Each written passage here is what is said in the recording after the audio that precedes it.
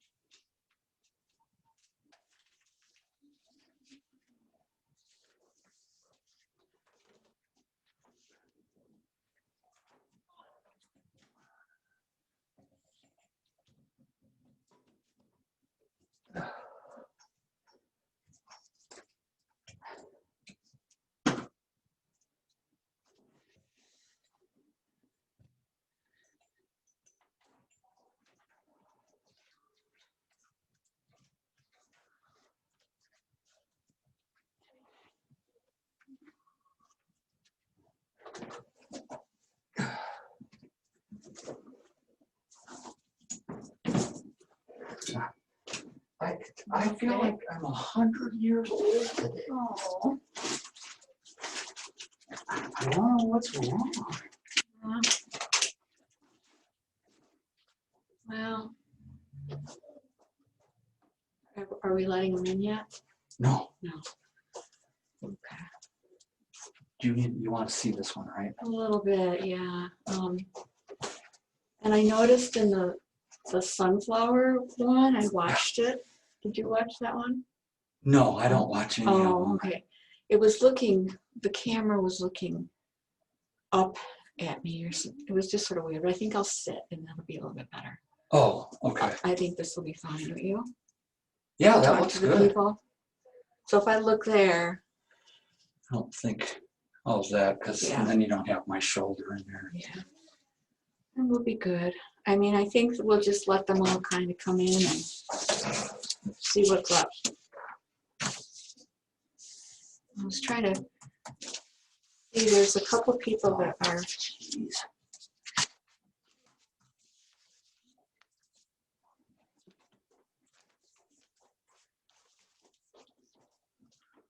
have taken the class before. Which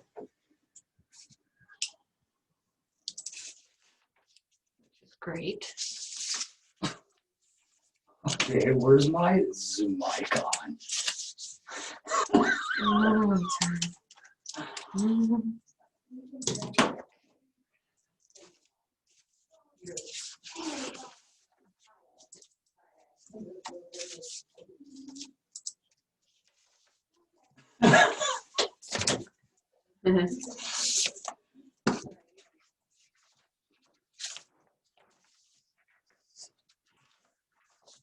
One thing I do not like about different computers. Oh, it's tough trying to. The numeric keypad is different on every brand. Oh yeah. So I whipped through the keys at the one at home, and then I come with this one, this new one, and I can't.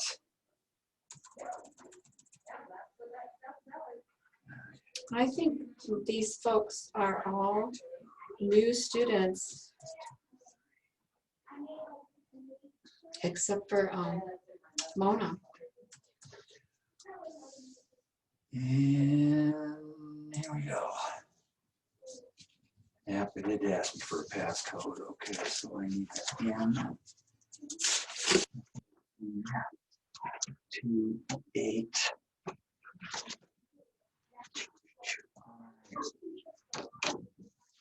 big X.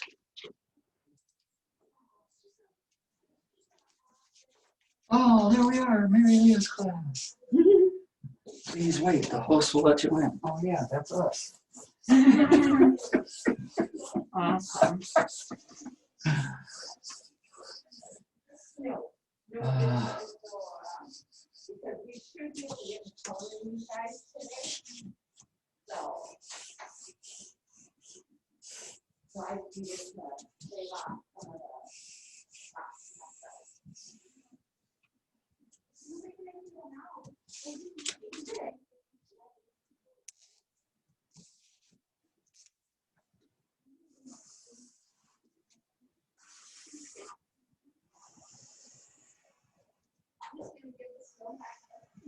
I did the butterflies for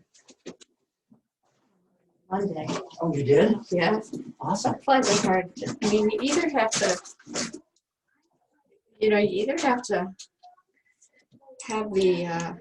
have do it really detailed, or I suppose mine's kind of in the middle. It's not super detailed, which I don't really have time for in an hour to make something super detailed. We are creatures of habit, so I just wanted you guys know you don't have to put the same spot. There's Tom.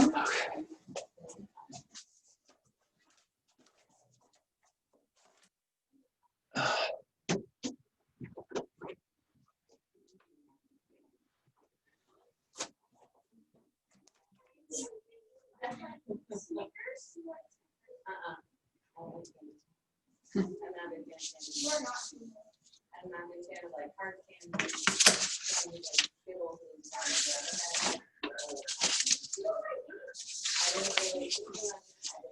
Okay, I've admitted all of them. Okay, good. So, What was it where you want us to go over?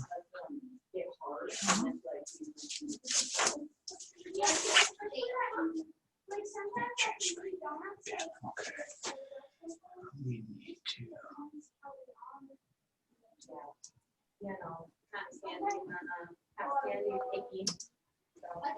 Okay, I'll go back to this view because you need to see them.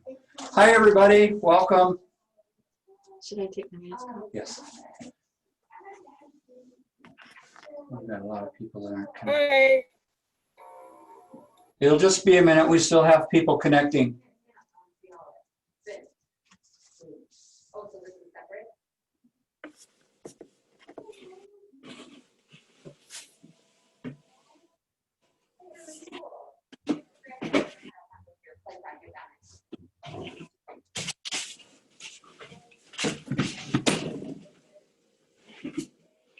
So they see me looking at them. It's kind of funny.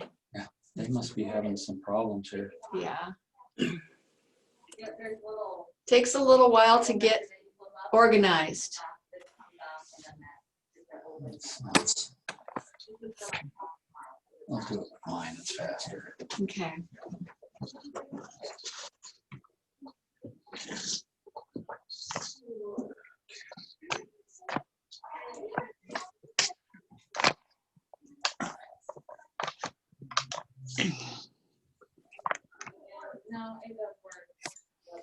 Is everybody in or are they still connecting? I think we still have a few that are One, connecting. 2, 3. I got 3 There people should be still trying to connect. 13. Oh, maybe there's one more.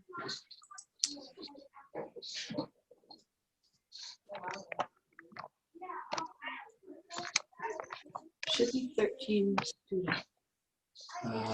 There is. There's 15 total here. So minus 2, you and me. John, Mona's having trouble connecting. Macy and Gail, they're having trouble. Okay, we'll just wait a few minutes for people to get settled and get things organized. So awesome. Lynn is connected. Waiting for Gail, Donna, Jane, and oh, that's Mona. Yep, it's me. Hi, Mona. We can't see you. Okay. I'm looking for, where do I press, Tom? For what? Oops, not that. Press your little camera icon down on the left-hand part of the screen if you're using a PC. Okay. Or otherwise, look for a little camera icon, and that turns your video on and off. Gail and Macy, if you can hear me, do you want to log out and try to log back in, please? Hi, this is Gail. I'm under John. Oh, We were having a really hard time. Couldn't get on my laptop, but okay. now, so we're here. Good. Maisie is, I tried to, that's my daughter. I tried to go, I was gonna do it on my phone and then I went to my iPad instead. And so Okay. she's just sitting there, but it's nobody. So you don't have to worry about, I don't know how to get it off. Oh, here, Zoom audio. Hey, Gail, you can come here. I'll sign out in there. You are connected. Okay. Okay. Yeah, now I got rid of Maisie there.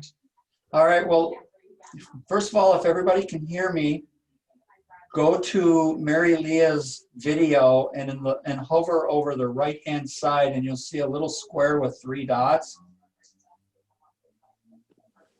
Click on that and pick pin video. Everybody see that? No. I mean, each operating system will be different, but there's a spot where you can pin the video so that she'll be the one on the screen all the time. See me. Did she do that? My meeting settings, okay.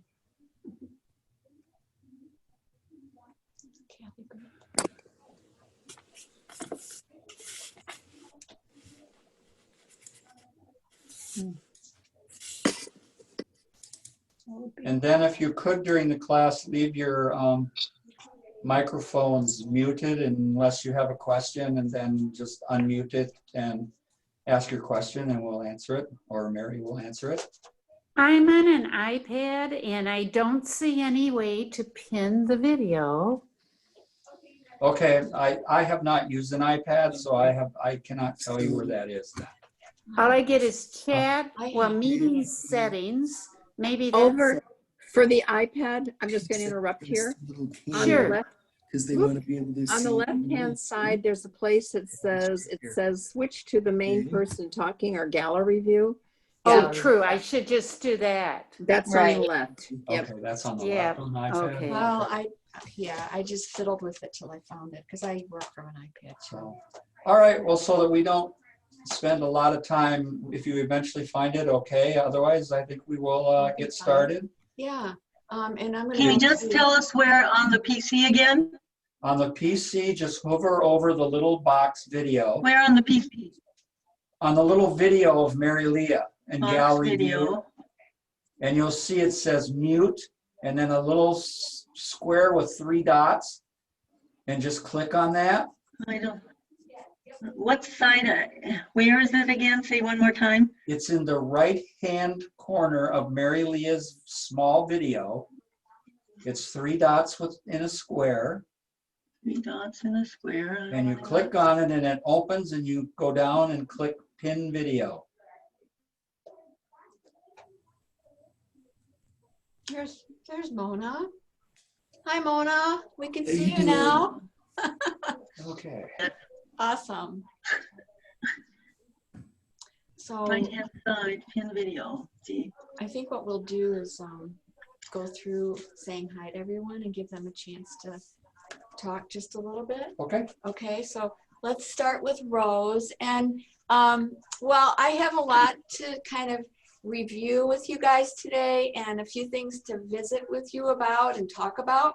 We'll go through materials. ways that you can contact me or the Art Center with your questions. We'll talk about that a little bit. And we're going to be doing some painting today, so we'll talk about that as we go along. But I thought it'd be fun for everyone to go along, and we're seeing you. We're at the Art Center, of course, and we're seeing you guys on a screen where you're all right there. It's kind of like the Brady Bunch kind of thing. And I can see you, which is awesome. And I do want to welcome everyone here. So I thought it'd be fun just to kind of think a little bit about what inspires you for your art. Or I thought that'd be kind of a fun little thing that you might share with us. And what are some things that you are looking forward to learning in this class? Some of you have taken class with me before, and it's awesome to see all of you here. And I always love it when people come back. So Mona, welcome back. And I'm not sure, I think a lot of you are new. You might have taken some of the Zoom classes, possibly. So maybe talk about that just a little bit, and then we're going to be off and running with our watercolor class. Okay, so Rose, could you please start? You'll have to unmute. There we go. Yeah. I'm Rose, and I've been taking classes at the Art Center for several years now. I've always been drawn to art, and lately I've been studying nature journaling and realized that nature is my inspiration. And I just look forward to seeing new techniques, learning new ways to do things, enjoying the whole process. So that's me. Thank you, Rose. It's really great to have you. So thanks so much for joining in. How about Kathy? Hi, Kathy. Hi. Hi. Good to see you. Good to see you too. Yeah. Cool. You've been doing lots of art. I know that. Well, I have to agree with Rose. Nature is a real big influence and on my art. And I think part of it is I'm just in love with color and light and trying to capture that in different mediums. One of the things that draws me to watercolor is I'm really hoping to loosen up my style a bit because I get into too much detail, and I'm really hoping that I can just get that lovely loose watercolor kind of style eventually. Awesome. Well, I think you're in the right place for that, because that's pretty much, I paint that way. So yeah, we'll work on that definitely. So really great to have you. Awesome. How about Liz? So unmute. There. Hi. Perfect. Hi, Liz. I'm Liz, and after I retired, I took some drawing classes for a while, and then I was introduced to watercolor in about 2010, 2011, and discovered I just loved it. And then, but then I've off and on painted or drawn over the years, and I find I do best if I've got a class to go to. And something, you know, like at first with the pandemic, I started painting again and thought, oh, that's wonderful. Because what I love about painting is the time just goes away. I don't know, I'm off in another world. I'm in a zone. And and I'm always happy to learn new stuff. Well, that's awesome. And that is true that when you start doing painting or drawing, you kind of get into a zone. That's an awesome place to be in. I do that when I'm knitting too, because I have to really focus on counting what I'm doing. So thank you for being here, Liz. All right. You're welcome. Hi, Celeste. She's not speaking. I can't hear her. Just unmute your microphone, Celeste. You see the little microphone icon? There you go. Okay, actually, it's my husband that's taking the class, Patana. Okay. Okay. Awesome. Yeah.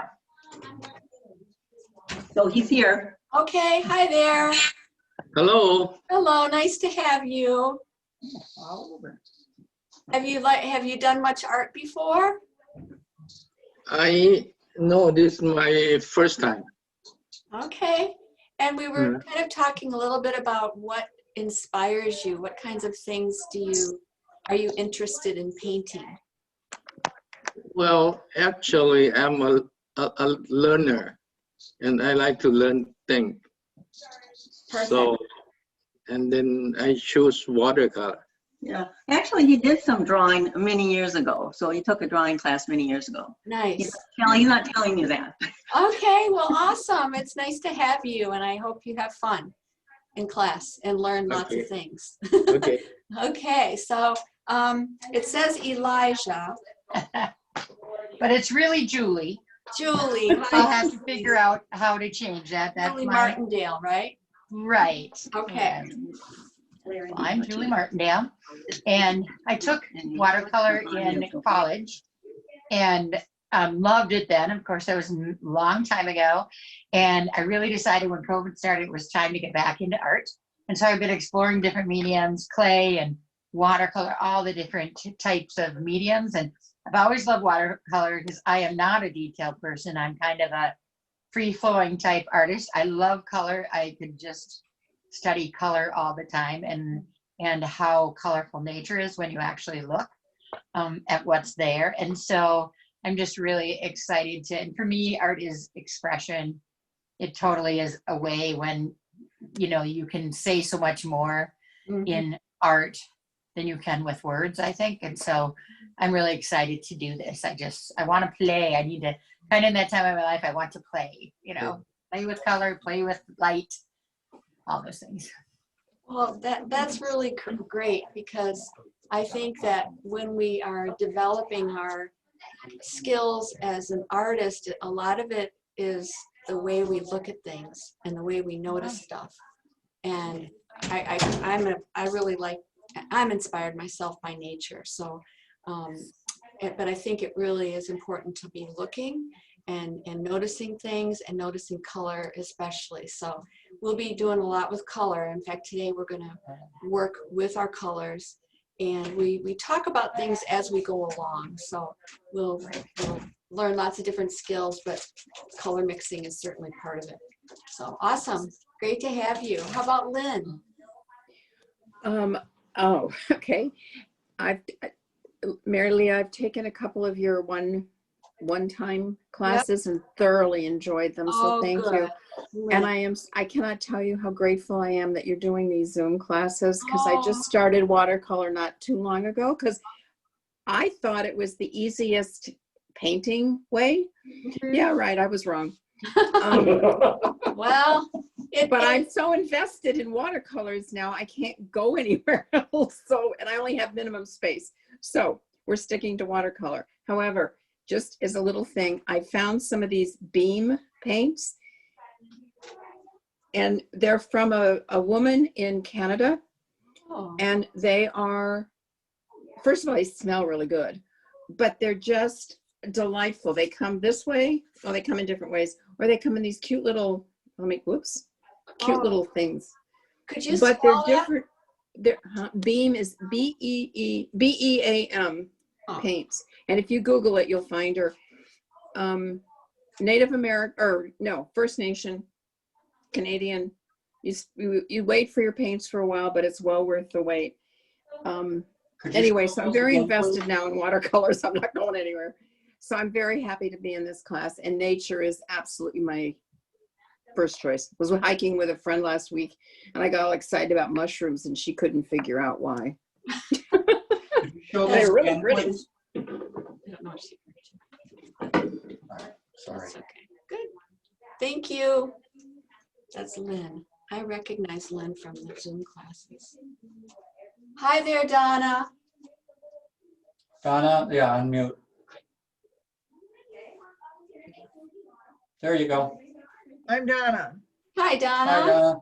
Hi, Donna. I took some watercolor from Fridley Senior Center maybe 5 or so years ago. So I basically at Rum River, I've been taking Paul Becker's acrylic painting, but I've always wanted to come back to the watercolor and try that. for something new. As I like your description, you know, and I like what I've been hearing so far, that it's more free form, because I think that's what I don't want. Detail. I don't want little minute details. I want not exactly abstract, but maybe a little freer. Yeah. And I'm inspired by nature. In fact, I went for a walk this morning and I had to take a picture of a beautiful tree that was turning and with the sun shining on it. It was just absolutely gorgeous. And nature does definitely inspire me with color and whatever I see in nature. Yeah. That's great to hear that. And we're certainly getting some color out there right now. And I've, at least the first few classes, we're going to be thinking about fall colors and doing some projects that are using those warm, beautiful colors of fall. Because you can't just not do it. You got to think about those beautiful colors. So I'm really glad you're here. Paul's an awesome teacher. And, you know, I'm glad you're here with us, and welcome. Thanks. Yep. Okay, so Jane, how are you doing over there? She's got to unmute. There we go. Jane. I'm doing good. I started watercolor about a little less than a year ago, last January. I took a class with our senior citizen group in Minnetonka, is what I did first. And then with COVID setting in, then I started doing the free online classes with you guys. Oh, great. Lots of different ones. I was taking drawing and I was doing some of the watercolor and also some of the kids ones, because it was my way of tapping back into art. I hadn't done art since high school. Oh. So it's been a long time. I had taken care of my father the last 2 years. He was 94. He passed away in last October. Oh. So that's when I started then trying to find something to tap into. And that's where I went to art. And so I've really enjoyed all the classes I've done with you guys online. That's why I decided to sign up for this 8-week one. It's a longer span. I thought I could learn something. I've just been having fun just doing. And I'm not by any means consider myself an artist at any means right now. I'm just at the beginning stages of learning watercolor, and I'm having so much fun with it. That's really cool. Well, you know, just being open to learning new things every day and learning new things about art and trying something new, that's pretty cool, you know. That's what I'm open for, and color is my thing. I love color. Yeah. Color is what draws me to art. Good. Any kind of art, you know. Good. Well, this is just such a nice way to actually, you're kind of visiting each other in your own homes, which is kind of cool. And we always try and do some visiting at the beginning of the class each time. And I think that's important, that we can all connect a bit, and usually at the end as well. So it's awesome. Great. Good. Well, thanks for looking coming. Forward to it. Good. And Miriam, how are you?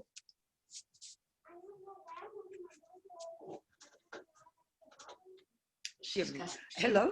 Hello, Miriam. Hello, Mary Lee. My phone sometimes doesn't work well. I just wanted to start by thanking you for that lovely email. It was so welcoming, and you know, I just felt, she is a great, because I'm a former professor, and I said she's the perfect, person. That was a beautiful email. I just almost answered you, but anyways, I'm just going to echo what everybody's. I will. I'm going to echo what most everybody's saying. The pool of nature, the fact that you do experimental work, because I'm not, I'm a ruler breaker. I have studied art. I have studied Sumier and Chinese brush painting, which is very gesture. It requires a lot of practice. And watercolor too in New York at the Art Students League. But it's been a long time and I forgot everything. So I can barely hold a brush now. And yeah, so basically my style is very childlike. I'm never going to be able to, I don't have any pretensions, but you can do things by practicing, and and it's a great way, as you say, to focus and meditate. And I'm in nature now because I'm in West Virginia, you know, which is like almost heaven. So I'm surrounded. I mean, it's just nature. I'm between, in the Appalachians, between two national forests in a tiny rural town. So, you know, and I found you because, and I found you by looking at this kind of course. So thank you. Sorry for the little speech. That is, I didn't know you were in West Virginia.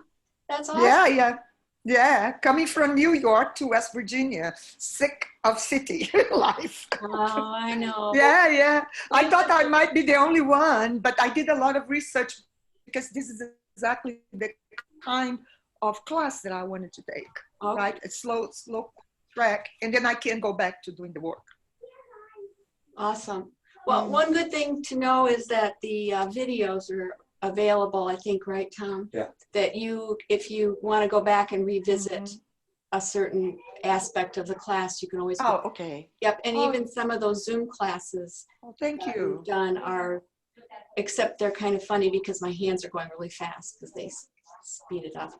But wonderful, wonderful. Thank you so much. You're Appreciate it. welcome. Thank you. Okay, so Gail, how are you? Hi, this is my first class at Rum River. We're relatively new to Minnesota by way of New Mexico. And before that, Miriam, I'm from New York City, so. Oh, wow. We're escaping. Yeah.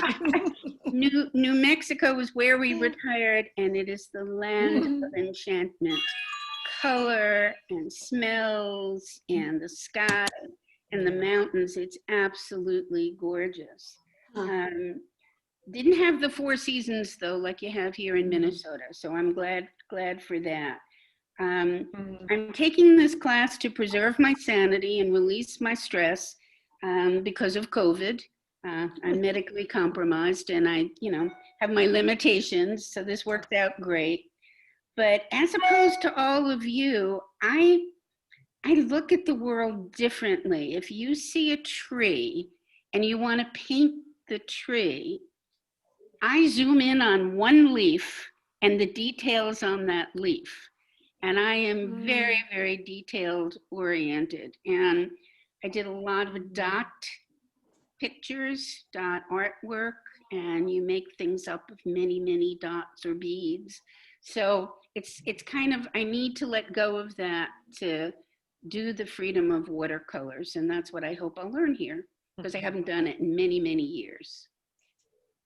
Well, that's good to know. And, I think that as an artist, it's okay to be really, really detail oriented. It's also okay to be somewhere in the middle or to be really loose and to be abstract. Those are all okay. It's all okay. So my goal is to meet you guys where you are and help you move forward in the way that you want to with your art, right? So we're all at different places. I've been painting for a really long time, so has Tom, but we all have to be where we are on even any given day, right? Absolutely. So like I might be really inspired one day and the next day I make some mistakes or paintings that I don't care for and it's totally cool. So don't worry about that. And be kind to yourself. I think that's really important to remember. So welcome. So glad to have you, Gail. And Mona, there you are. Yes. It's good to see you. Good to see you. So glad you're here. Me too. I'm glad you're here. Oh, you're sweet. I too am inspired by color, and also I realize that's a harder question than, at least for me, but also by other art and artists. Yeah. Yeah. Well, Mona's been painting for a while, and she's taken class here when we were actually at the Art Center having classes, and so we've gotten to know Mona, so it's great to have you here. And I also just want to say, and she reminded me of the fact that we also look at art history and I try to bring that into our classes as we go along with different subject matter or different techniques. So you'll get a little sprinkling of that.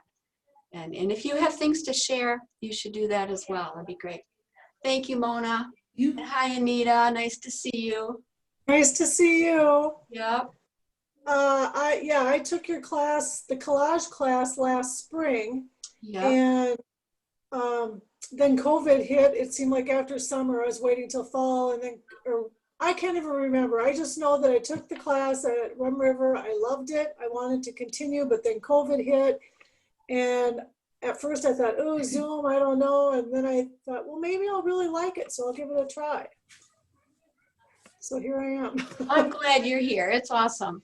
So yeah, we really had to shut things down in March, Yeah, didn't we we? did. And we canceled everything, and it was just the way it was. And fortunately, Larry started the Zoom classes, and I had never done anything like that before. So it was really quite interesting and a learning curve for me. So I'm still learning about teaching this way. It's a lot different.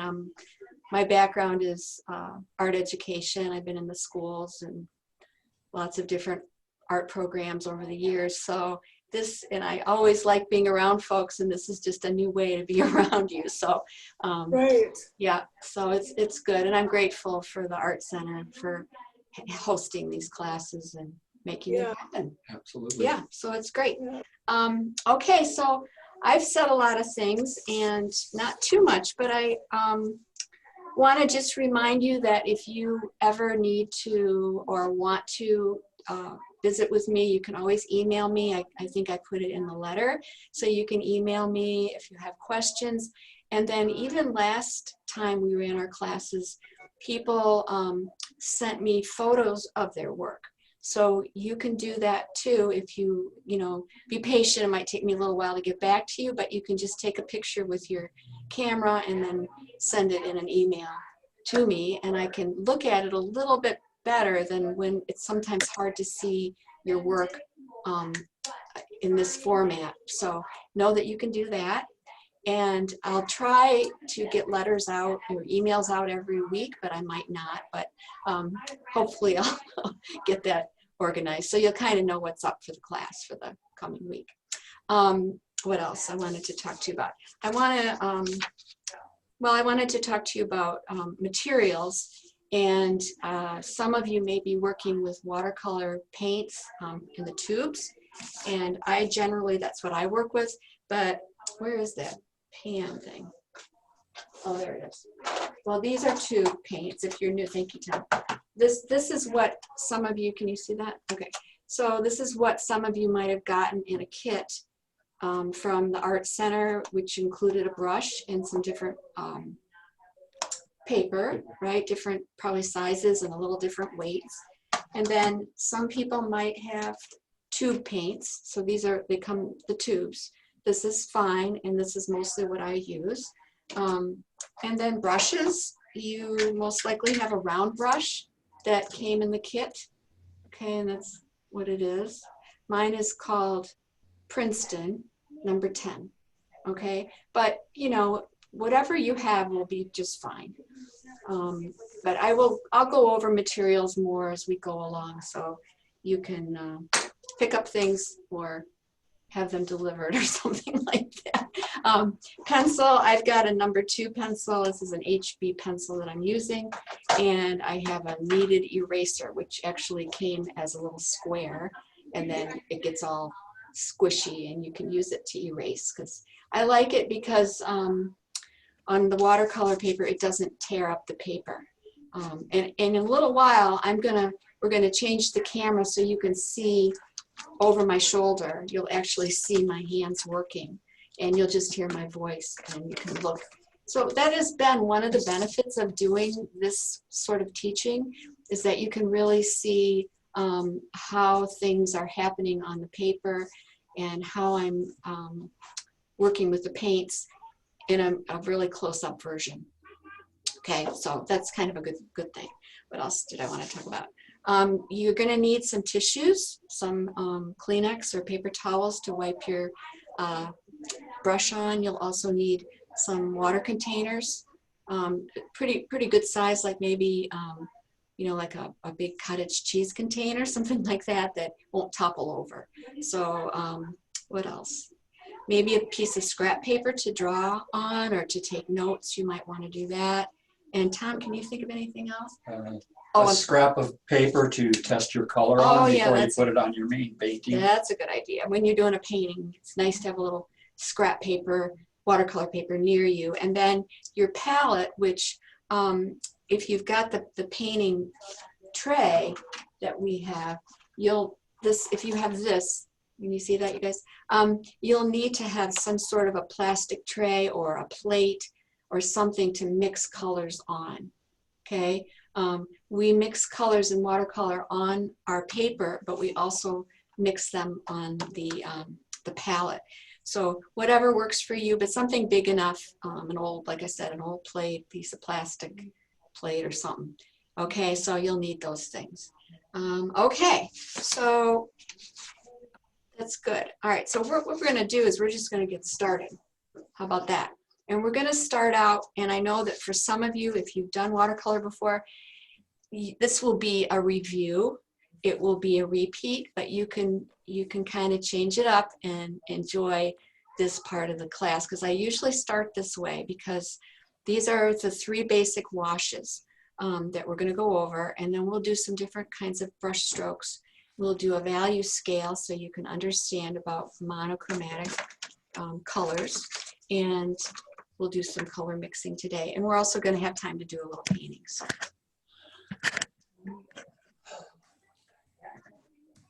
We're trying to get the camera. So. What paper are we supposed to use to do this with? Okay, well, I've got a pretty good sized piece of paper in front of me because I'm gonna play on this. So we shouldn't use any of the paper you gave us. We should get something else out so we still have our paper from you guys to use for the projects. Huh. Well, I would use watercolor paper for this. So yeah, I have some. If you have watercolor paper, I would get a sheet of watercolor paper.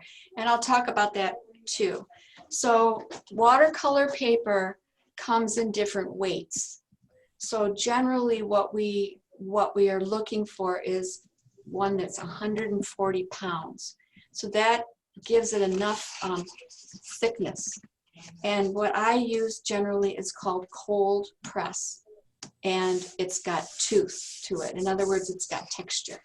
All right, and so you want to kind of find the rougher. That was getting me dizzy.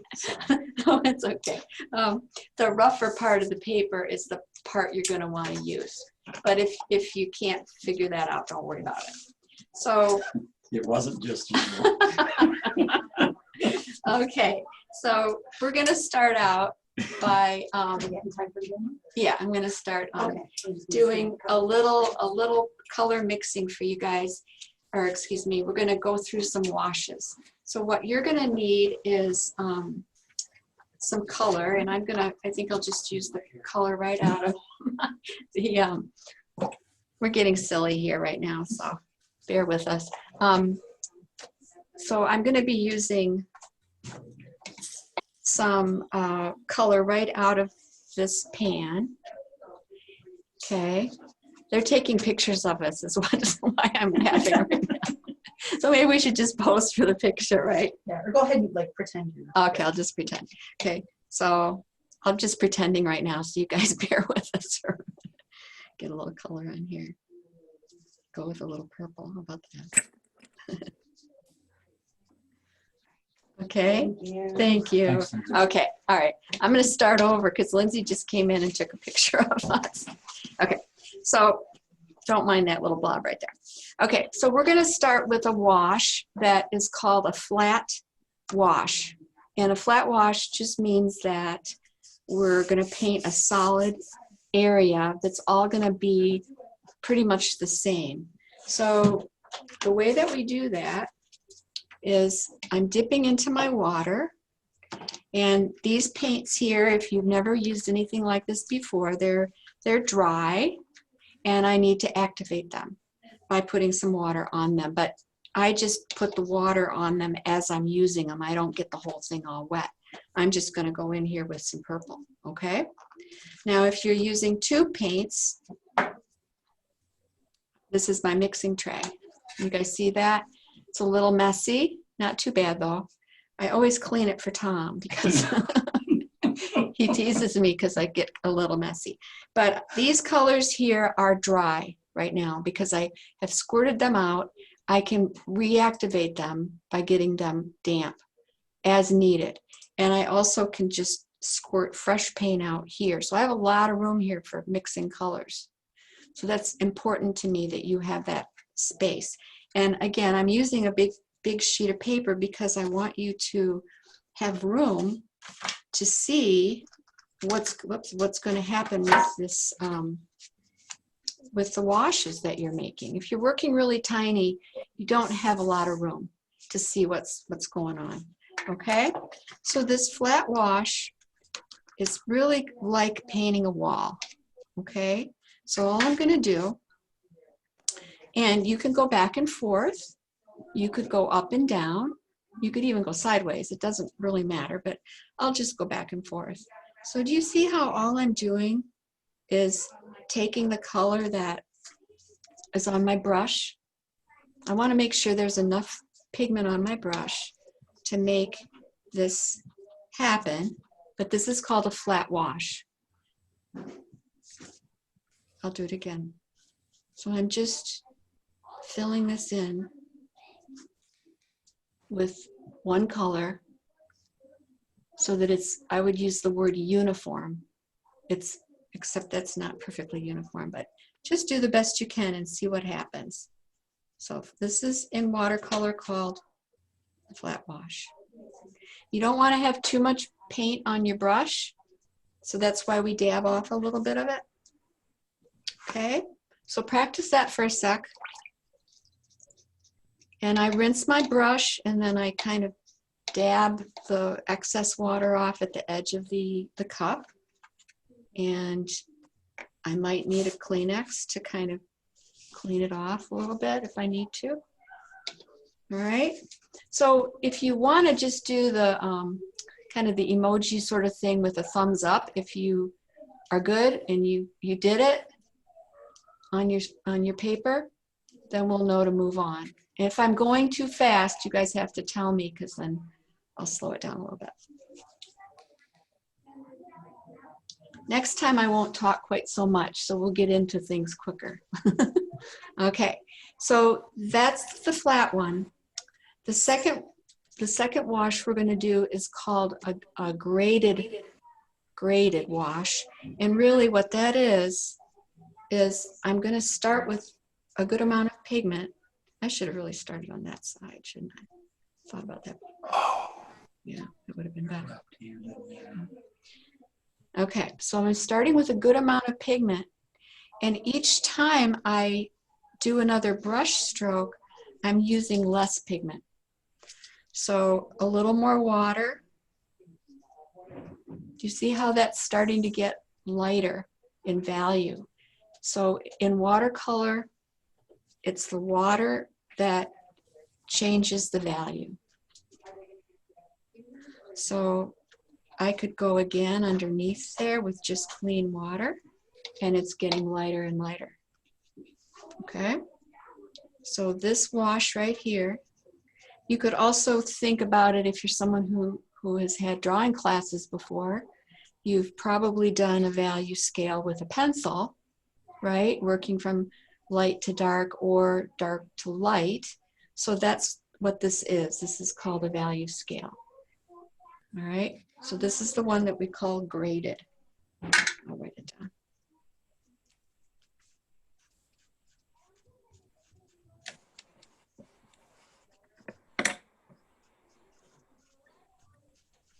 Okay, these are important to master, to practice, and it doesn't come perfectly right away, okay? But they're all going to be used in our study because this sort of a wash right here, we're often changing the value of our pigments so that we have lights and medium and dark values. also in watercolor, we typically, and we can break the rules, but typically we use the white of the paper as as white. So if you're going to be having something white, you'll have to save it. And that's what's a little bit tricky about this if you paint it in oils or acrylics, because you have to think in a different way of saving your whites, okay? So this is the graded. I'll do it one more time so you can watch me. So I'm starting with quite a bit of pigment on my brush. See, and then I'm just rinsing my brush off, and I can actually even take this bead, if I tip it a little bit, there's gonna be a bead of color right here, of this built up here, and I can bring it down. And then I can get more water, because remember, I wanna get lighter, and I'm getting lighter as I go down. It doesn't have to be a perfect, I can even just kind of go like that and let it drip. All right. So this is the one that's called graded. Everybody with me? Yep. Okay, good.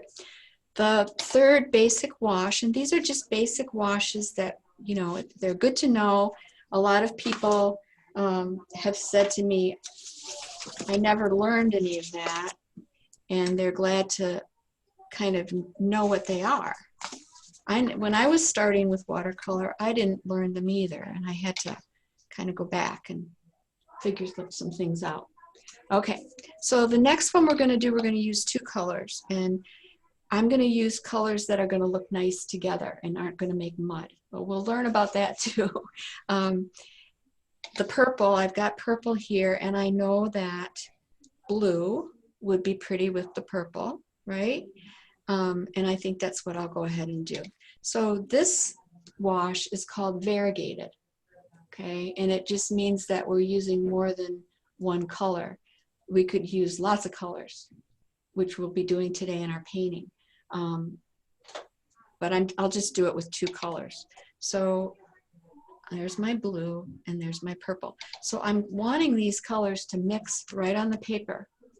Okay, so here we go. And I'm going to do it right down here. So here's my purple, right? And I'm going to rinse my brush, and I'm going to grab a bit of blue. And I'm not skipping a space, I'm merging it into the wash that I just did, okay? See what's happening? They're mixing together right on the paper. Now I could go back. You may not be able to see that. They look too close together on the screen. Too close together. Can you guys see these? What should I do? Lift it up a little bit? Better? Use a red and a yellow to get an orange. Oh, I see what you're saying.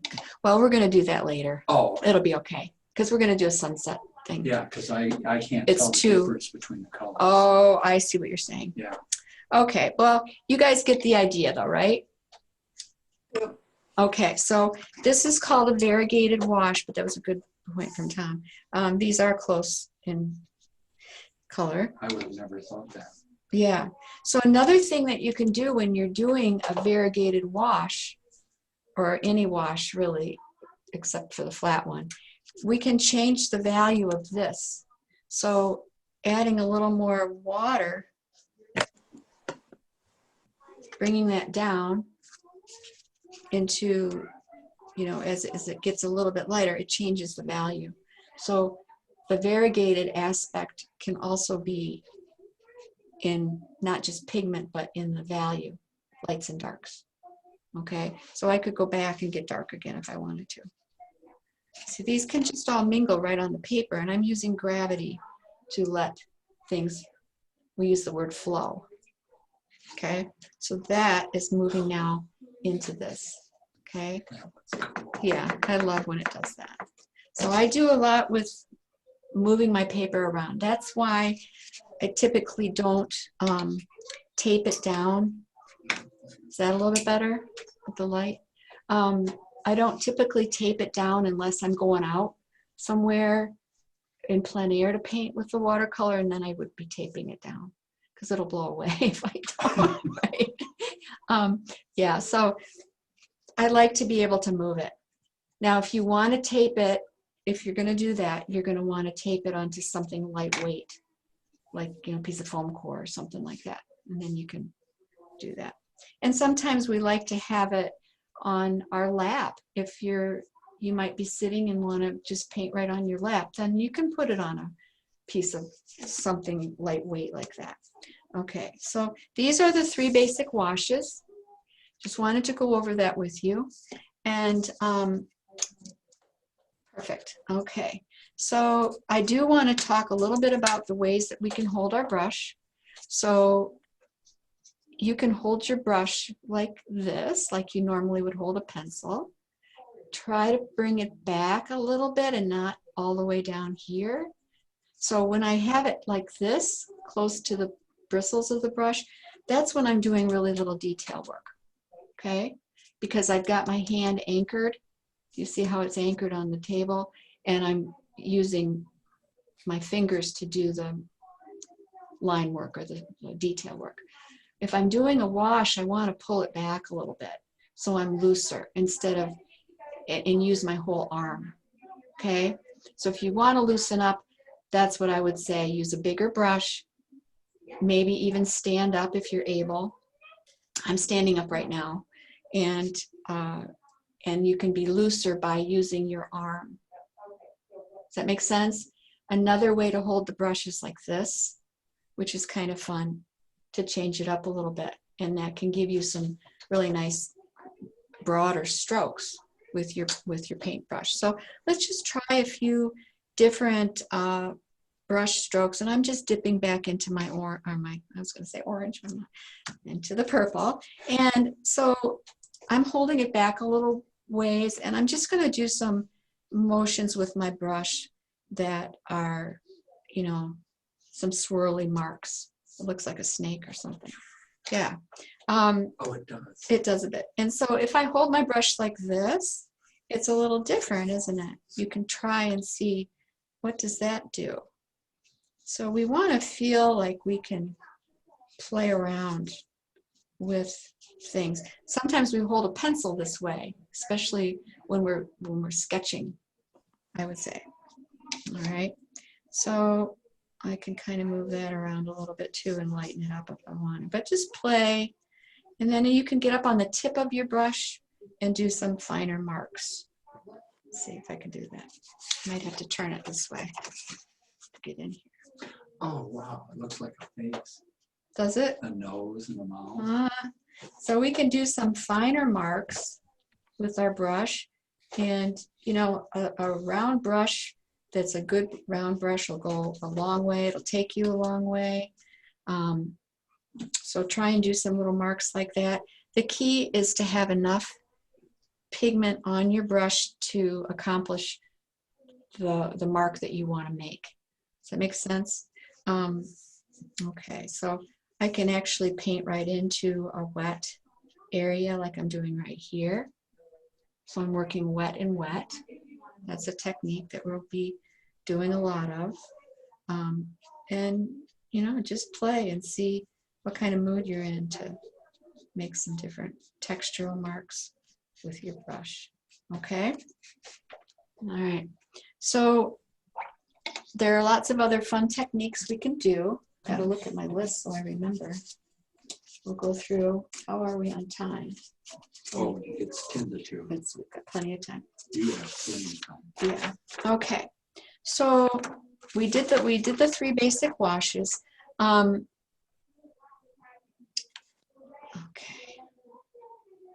All right. So let's try something kind of fun. We're gonna let's take some clean water, and I'm just gonna get a little area wet of the paper. So this is the wet and wet technique. It's not sitting up like a big puddle, but it is there, and it's starting to seep in to the fibers of the paper, right? So I can take some color, and I don't know why I'm using purple today, just kind of fun. Okay, so this is wet, and I've got a little purple on my brush now. And I'm just gonna see where I put the, okay, there it is. All right, so you can see I just put a little dot of purple into that wet surface, and it's starting to spread. Okay, does that make sense? It's moving outward. I can keep doing that and get darker and darker as it continues to spread. So I could also change the color if I wanted to. You may not be able to see this, but I'm popping in a little bit of blue.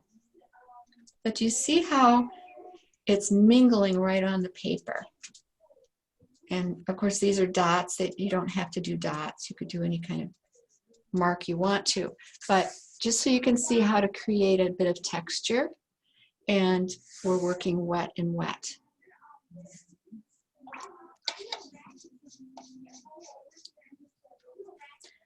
Okay. Another important one I want to show you is a way that we call it softening away, or we can call it softening an edge. So, and we'll go over these, so you don't have to memorize all this. This is something, these are just some different ways to play around and some techniques that you'll want to become familiar with, and you'll be using these. So let's say I have some paint on my brush and I make a mark, a brush stroke. Okay, so here's a brush stroke. You guys see that? What if I wanted to soften? In other words, this edge on this side is hard, and I wanted to make the other side of it soft. So all I would do is get some clean water on my brush, sort of get rid of some of the excess water. We don't want to get too wet. And take my brush and run it along here.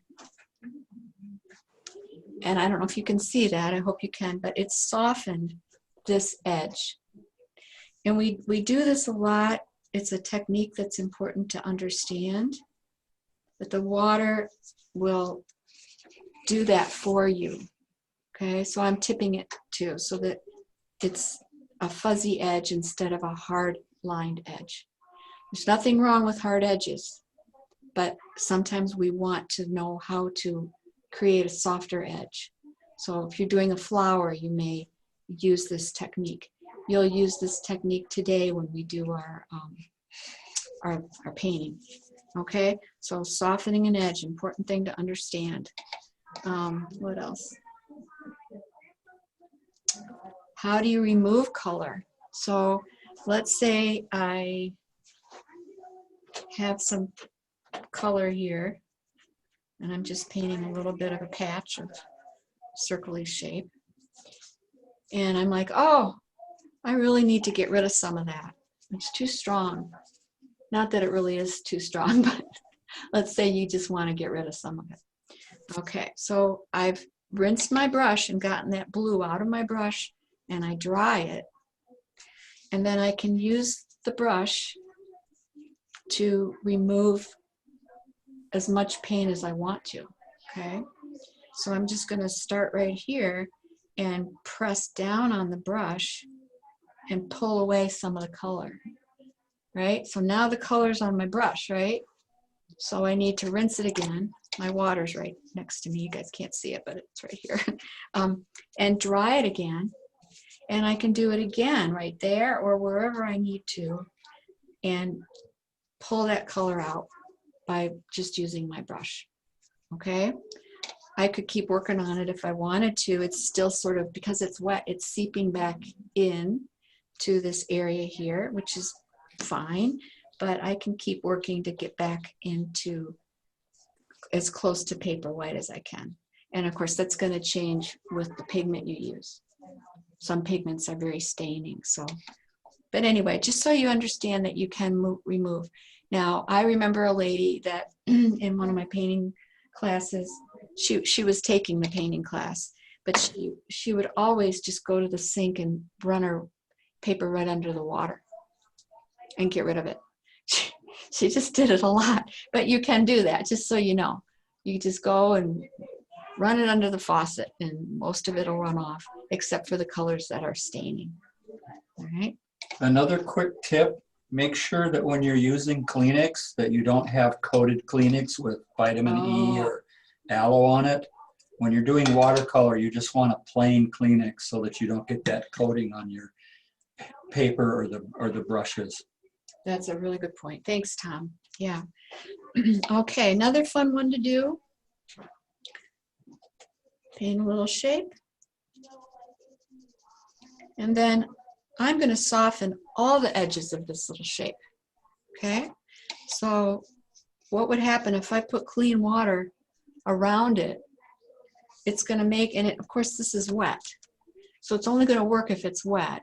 But this whole shape is going to grow. It's going to get bigger because I'm adding water around it. So now I've sort of changed the look of this shape. It's growing. I can really pull it out into really any kind of a shape I want it to be. I could turn it into a flower if I wanted. Okay, it's not a very good flower, but do you get what I'm doing here? So know that you can do that. I could change this up too by adding more color into it and then pulling that color out as well. Okay, so I'm pulling the color. Okay. Mary Leah, can I ask a question? Of course. Is it harmful to blot with your paper or tissue?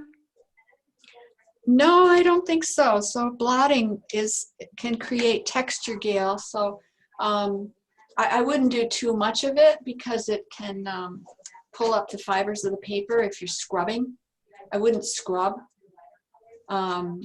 There's a technique we do for clouds that sort of involves a tissue, which is kind of fun, that helps remove the pigment. But you can certainly blot with the tissue. So here, let's see if I've got a little area here. And then I can take my Kleenex. Now, if you're blotting and you're using a paper towel, you're going to end up with the texture of the paper towel on it. You might want that look. You could be doing rocks or something that's very textural, but you know, you can get some cool textures that way. All right. So yeah, paper tissues are great. And there's another technique with salt, and we'll maybe get to that down the road a little bit. But salt also creates nice texture too. Okay. Let's see. All right.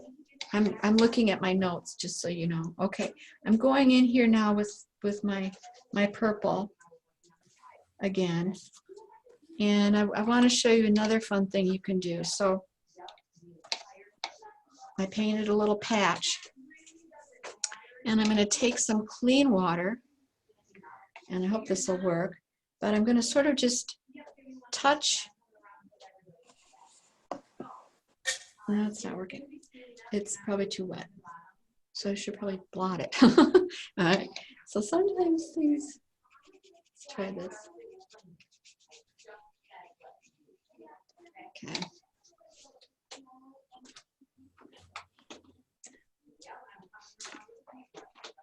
So a little bit of clean water into this will also create some texture, but it's not really working very well. Sometimes it just doesn't. There it goes. Okay, so it's got to dry just a tad, and then I dotted in a little bit of clean water. I don't know if I'll hold it up to the camera so you can see, but it's creating a very interesting texture. Right here. Oh, yeah, we can see it. Okay. Reminds me of the Petoskey stones that we were picking up in northern Michigan this summer. Talk about intricate and awesome. Oh, yeah. So try something like that. It's kind of fun.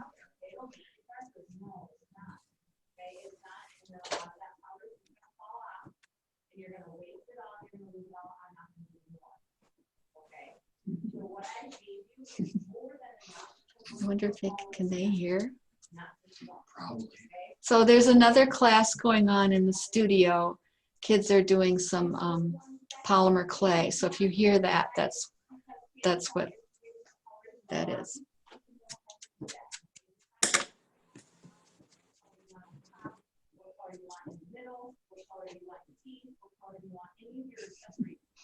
All right, so let's just do one more and then we're gonna do something else. Okay, so let's try this. One color, rinse your brush, and another color. They're next to each other. And then clean water in the middle to let them merge together. Oops, that is not clean. No, this water's fine. I'm still using purple. Okay, so do you see how it's starting to change the value of the color that's in the middle? So it's kind of something to remember that you can do that. And I'm tipping this a little bit too.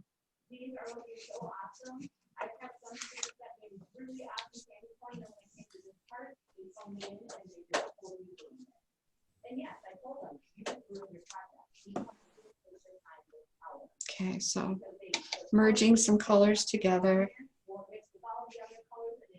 And I'm just doing these in little rectangles, shapes or squares, or you can do it any way you want, just so that you can get some practice with this.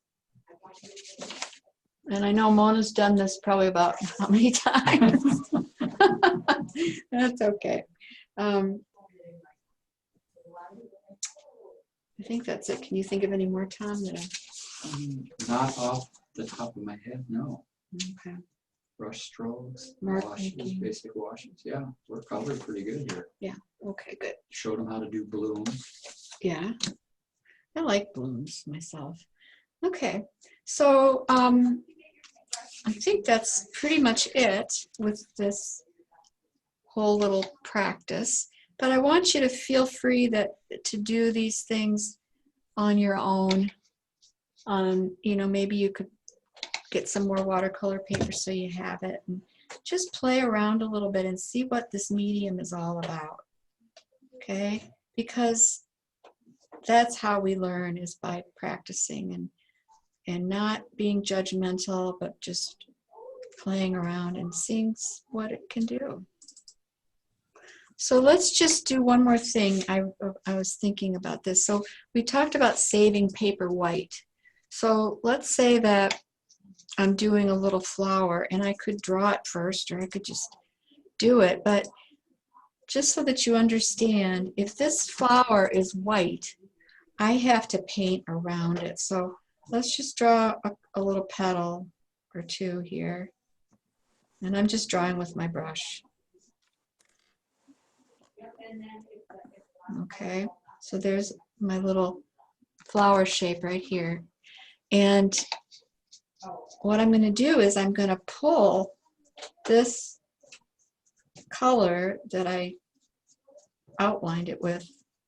You don't want to do too much outlining, but if you're working really small, then it's not a problem. Bigger things will dry on you, and then you'll end up with a line you won't like. Okay, but you see what I'm doing? I'm pulling the color out, away, and this is called, you think about the negative space. The blue becomes the negative, well, it depends how you look at it, right? Yeah. So we're saving the white. So there's my little white flower, simplified, right? And you're working around that shape with your color, with the background. So, and you could do it with any simple shape, but just, so let's say I've got a little, you know, a little shape like that, just work around it. Okay? So saving the white.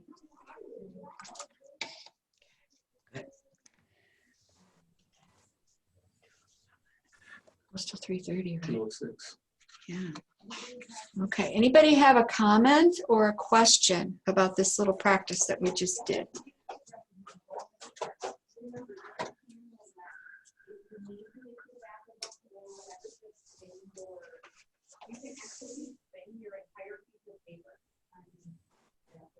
So it might be easier to do this number versus trying to turn your tray because your tray can get a little. So they're all muted. That's okay. So if you have a question, you can unmute and ask it, and if not, then we'll just go ahead and move on.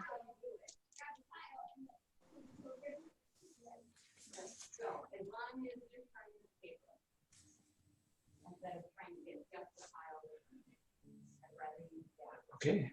Everybody's good? Okay, perfect. So let's do a little color mixing. If you have room on this sheet of paper, which I don't because I really filled it up, you get another sheet of paper, or you could, well, you don't want to flip it over because it's wet. Okay. I'm going to need to get more paper. Yeah, can I get it? Oh, you got it right here. Well, I hate to use this good paper for color mixing, but Oh, go for it. really, Yeah.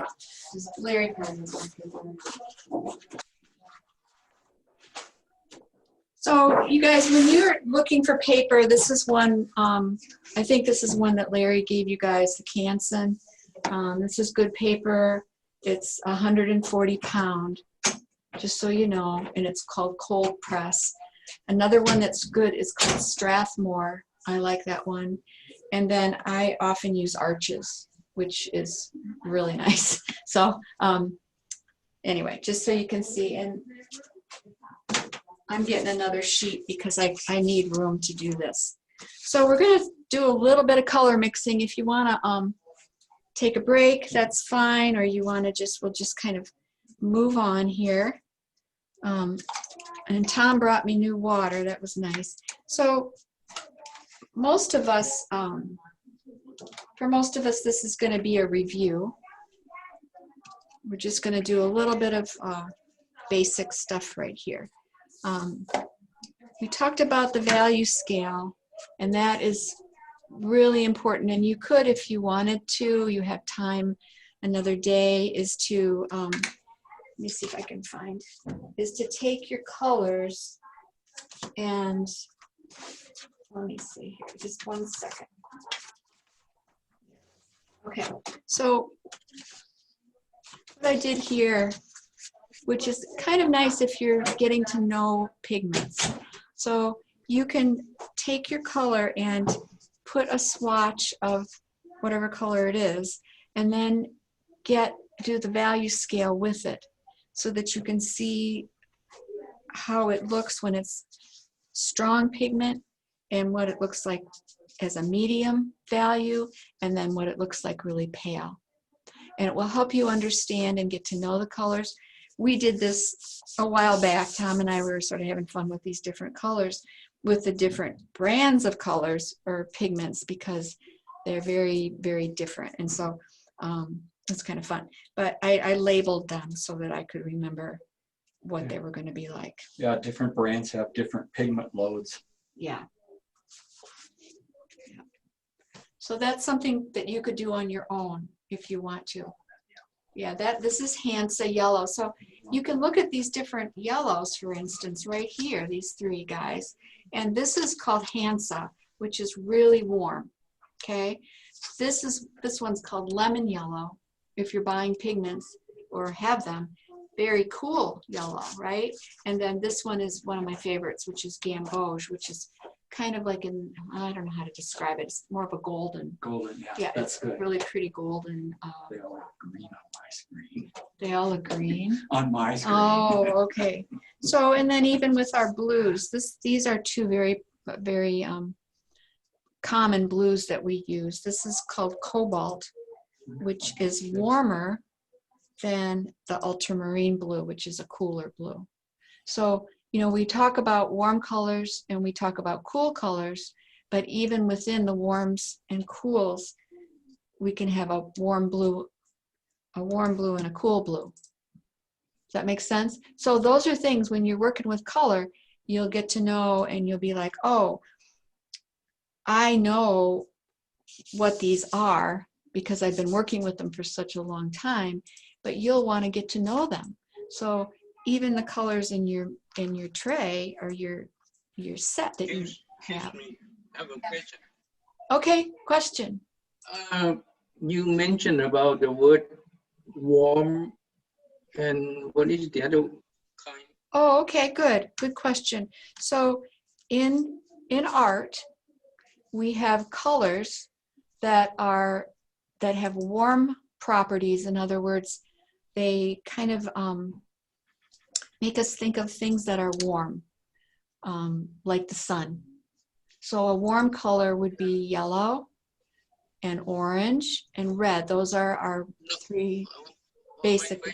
My question is, you have two side by side, and you mentioned about warm and cold. Oh, okay. So how did you make the two? How did I make them? The blue next to each other. That you, yeah. And you said one is warm. Yep. The next one is what? Cool. Cool. And then how did you make each one? How did I make them? Good. That's a really good question. We will go over that as we go along, but that's a good question. The cool colors are the blues and the greens and the purples. Typically, those are your cool colors. But what I'm saying is that within the pigments that we purchase from the store, the pigments that we would buy that come in the tubes, they're both blue, but one is a cooler blue and one is a warmer blue. I want to add a question. The warm you dilute with a lot of water in the brush down. Oh, okay. Good. I see where you're headed. So that doesn't have anything to do with the amount of water. It's the warm and cool does not have anything to do with water. It has to do with the properties of the pigment. Can you show how each one started? He wants to. How you make the two of them? You want me to show you how to do this? Yeah, these two. Next to it too. Yeah. There too. Okay. I'm trying to understand and make sure so let's see. I need a scrap piece of paper. Okay. So all I did was I took my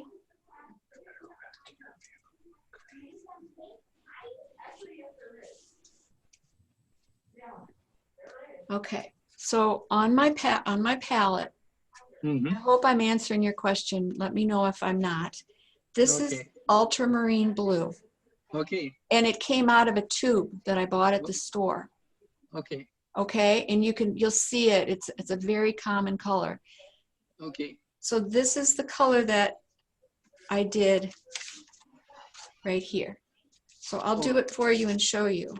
So here's the ultramarine blue. Okay. Okay. Okay. The other color that I was using was called cobalt blue. Oh, and that's it's just a different blue. There's okay. It's a different blue. So here's the cobalt. Okay. Maybe I thought that was the same one. They look the same on them. They might look the same, but if you purchase them, you would see the difference. I know it's probably hard to see on the computer. You answered the question. I misunderstanding. I thought you used the same one. Well, no, I didn't. These are two different blues, and and so when you're shopping, if you want to get colors that come in the tubes, those are the names of the colors, and they're made up chemically in a way that I don't totally understand. I got it. You got it. Good. Okay, so there we go. So let's just what was I going to do now? What were you going to paint? What was I going to paint? Okay, so I have a fresh sheet of paper, and what I'm going to do is I'm going to what am I gonna do? I forgot. I'm sorry. Okay, you guys are supposed to laugh because sometimes I say things. You're gonna mix colors? We're gonna mix colors. Thank you. Okay, so I'm gonna start with my yellow, and I'm gonna think about the 3 primary colors. Okay, simple, right? So should I use gamboge or lemon? In this case, I'd use lemon because that's probably closer. Yeah, to what they have. okay. So you can use the yellow in your set. And I'm just gonna put some lemon yellow or the color you have in your set right there. Yeah, yep. Okay, so that's a really pretty yellow. All right. Really, that's quite a cool yellow too. Okay, primary colors, yellow, and I'm using some red. It's almost kind of a pinky red, but if you've got alizarin crimson, that's a good one. This is, I'm not sure what this one's called, but we'll just use it right out of the tray. Oh, that isn't that like Quinn Rose or magenta? Yeah. There's my red. Okay. And I'm just getting it right on here. It looks different on the computer. Okay. So my next one I'm going to do, and I know this is a repeat, and you guys are like, oh, I already know all this, which we do. And this is my ultramarine blue. Okay. So if I only had those 3 colors, I can get 3 more colors, right? So if that's all I have, which maybe that's all you have and you purchase your paints, I can mix these guys together to get what we call the secondary colors, all right? And so I'm taking my yellow and I can mix it on my tray, and I'm gonna take some blue and pop it right in there. I'm not thrilled with that green, but anyway, it's not the best green in the whole world.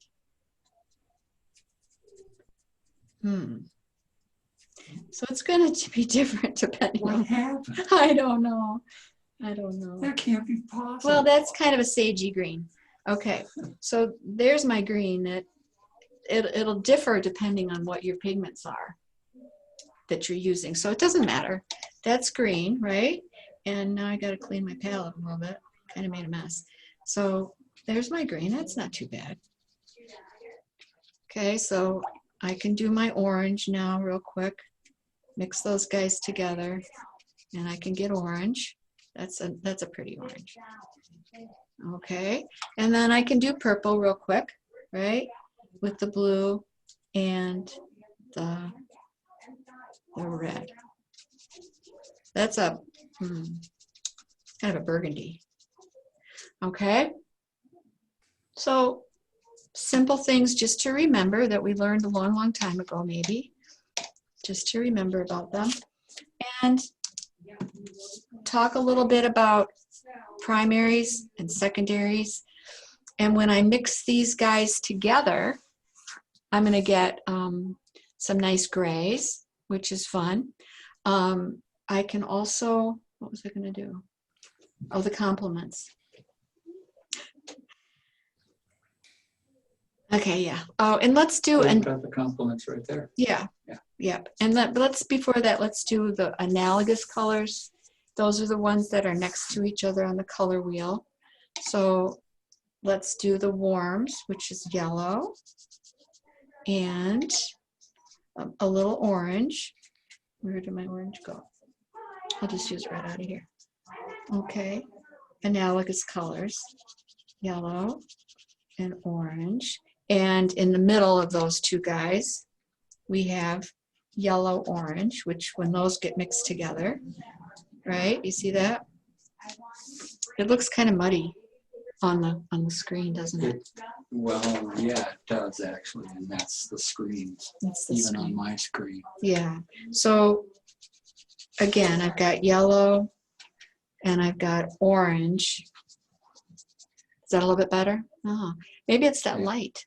No, we don't have the light. Maybe we need the light. And then these two guys mixed together is going to give you that nice yellow. Okay, good. Thanks, Tom. The nice yellow orange. Okay. Yeah, analogous colors next to each other in the color wheel. Do the same thing with the cools. So I've got my blue. Just looks kind of different. I don't know how to explain it. And a pretty blue green. So Teacher, I have a question. yes. The leaves changing to yellow leaf, some of them, and the change is on top of the light green. How do we do that? Mean that I put the soft green as the primary, and then how do I get the yellow on top of that? I do it. Okay. I think I see what you're asking. I have a tray that I'm mixing the colors together on. So you can mix it right on your paper. So let's say here we've got yellow. I don't know, you can see, I'll bring this over so you can see. I've got yellow, right? I just plopped it down there. And then I could put a little bit of blue with it. And I'll get a bit of a green. It's not perfect, but does that make sense?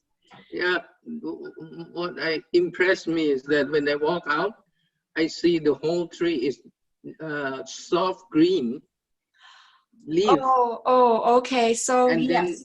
then I see some yellow stand out on top of it. Right, and we're going to get there. You're asking really good questions, and you're thinking a lot. I can see that, and we're going to do that. We'll do that lesson. Okay, but not today. That's a good question. So okay, see where it's the green, and I just put some yellow in there while it's wet. Do you see what I just did right here? We change to the secondary one when it's dry or when it's still wet. Okay, that's another really good question. So all of these things I will cover because they're all important techniques in watercolor, but we're not there yet. So, but in answer to your question, I can paint something, I can make a painting, and then once it's dry, I can paint on it again. Okay? I can also do what I just did here, which is working wet and wet. In other words, this is wet. You can probably see that it's wet. So I can keep adding color into this while it's wet and get a beautiful wash. This is a variegated wash right here.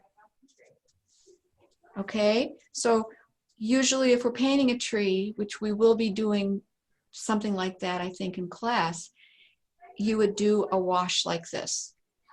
Okay, so we'll get there. You're doing. Sorry. No, you don't ever be sorry. You're asking really good questions, and I appreciate the questions because they help me to remember to tell you guys stuff. Okay, because I don't always remember to tell you. So these are the analogous colors, and we can look on the color wheel and see that they're next to each other. And when I was teaching school, we called these friendly neighbors.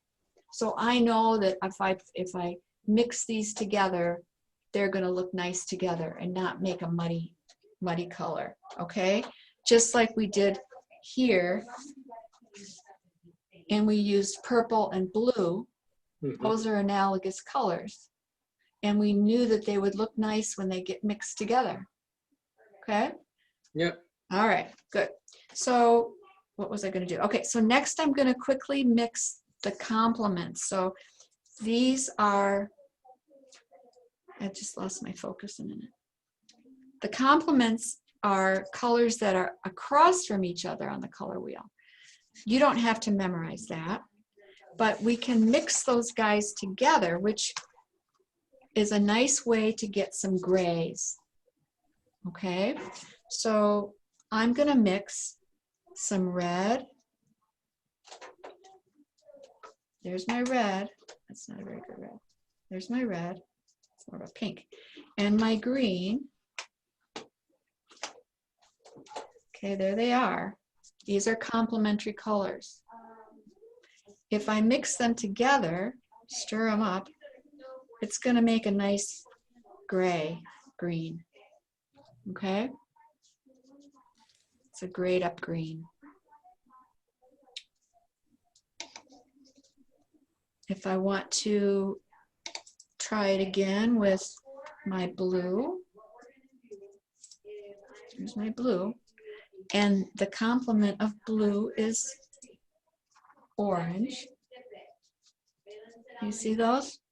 And then when I mix those two guys together, I get a beautiful gray. It's kind of an orangey, really pretty color. So you don't always have to buy tons of different paints. You can do a lot with a kit like this or set like this. You can do a lot with just a few colors, as long as you have the primaries. Okay? All right. So the next two I'm going to mix together are yellow, and I'm rinsing my brush, just so you know. And if your water starts to get dirty, you need to get another clean thing of water. Okay, so yellow and a little bit of purple. There's my purple. And then I can mix these two together and I get a kind of a brown.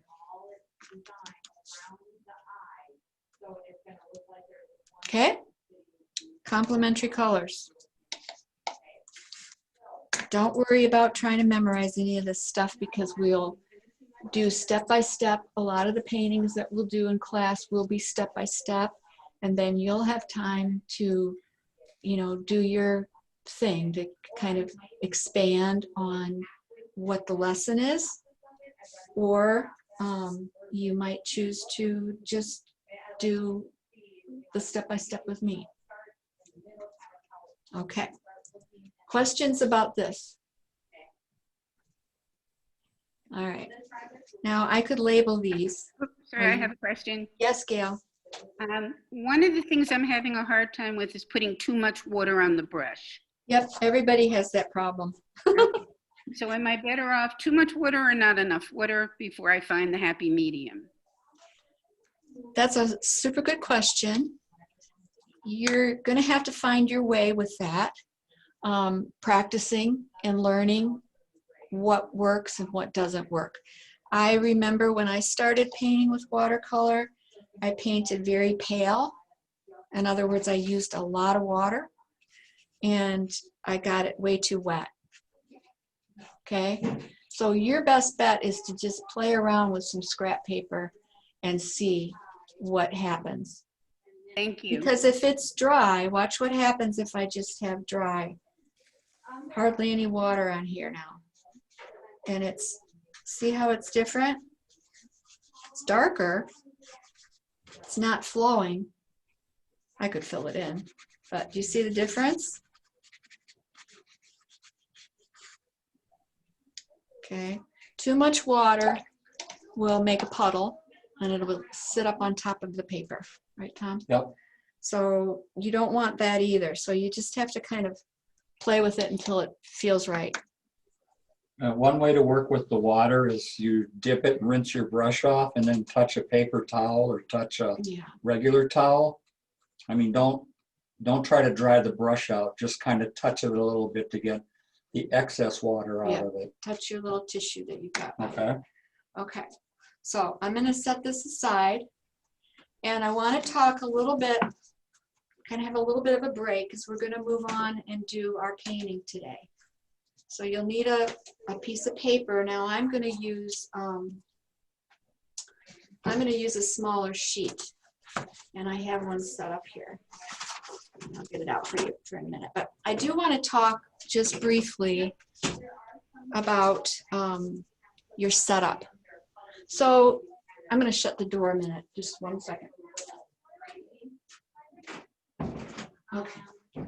So I was thinking about this today at home because I'm painting at home more and more now, of course, because I don't go out to paint somewhere unless I go out and do the plein air. But I've got a little spot set up, kind of like on the kitchen table near the sliding glass door. So I've got some light, and you might want to give that a little bit of thought. And some of you probably have already done that. You want to be comfortable. This is your studio, really. And just think of, I thought of this morning, I thought, just think of all the artists that are doing art at home. And so you've got your studio there. So make it cozy and comfortable. If your neck is sore from looking down, maybe you want to change things up. I notice that I stand up a lot to paint, and I sort of get a little bit of a stiff neck. So I really need to bring things up higher for me. But just like I said, just make it so that it's comfortable. You may not be able to you may not be able to keep everything out. You might have to put it away somewhere. And some of you might have a little room that you've got where you can put your stuff. So just so that you, excuse me, make it cozy and comfortable. Excuse me. When I paint, and those of you who've taken class from me before, I was taught this by my teacher, that wonderful watercolor teacher that I had, but she was a stickler for this. My paper is in front of me. It's not right now, but my paper's in front of me, okay? My paints are on my left side because I'm left-handed. So here's all my paints, okay? My water's on my left side, and all my stuff is there. I might have a pencil or two, close by, but everything's close by. So, my water and everything, so that if I'm working, if I had it on the other side, I could be dripping things onto this paper, and I don't want to do that. I also have a little bit of a piece of cardboard underneath me that is nice to have. I just like having it there. Some people like to clip their paper down. I don't really do that because, like I said, I like to move it around. Okay, so I think that's important, just to have your setup right. And if you're right-handed, then everything's on your right side. Okay, real quick. Okay, so we're going to move on. We're going to do a little painting. I need to see if I can find my lesson here. Okay. The kids are wondering what we're doing in this room, I think, right, Tom? Yeah. We're doing a painting class. All right. So I like to keep my photo images in a file. So here's my sunset silhouette lesson. I thought that would be fun to do today, so you can play with some washes, and we'll be making a painting. This is a nice image. All right. Is that better? Not really. Can you guys see those? No. No. Okay.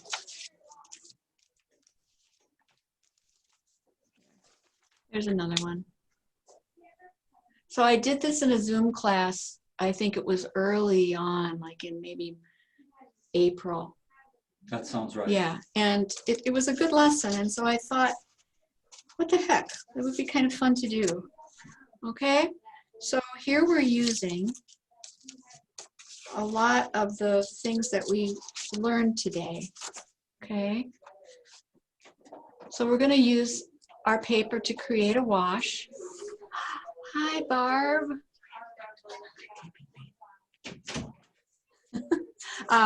We're going to create a wash, and we're going to let it dry, and then we're going to be painting over top of it with our darks. So we'll be mixing darks, we'll be creating a variegated wash and also a graded wash. So we're going to work with a little bit of value, so lights and darks, and I'm going to take you through this step by step.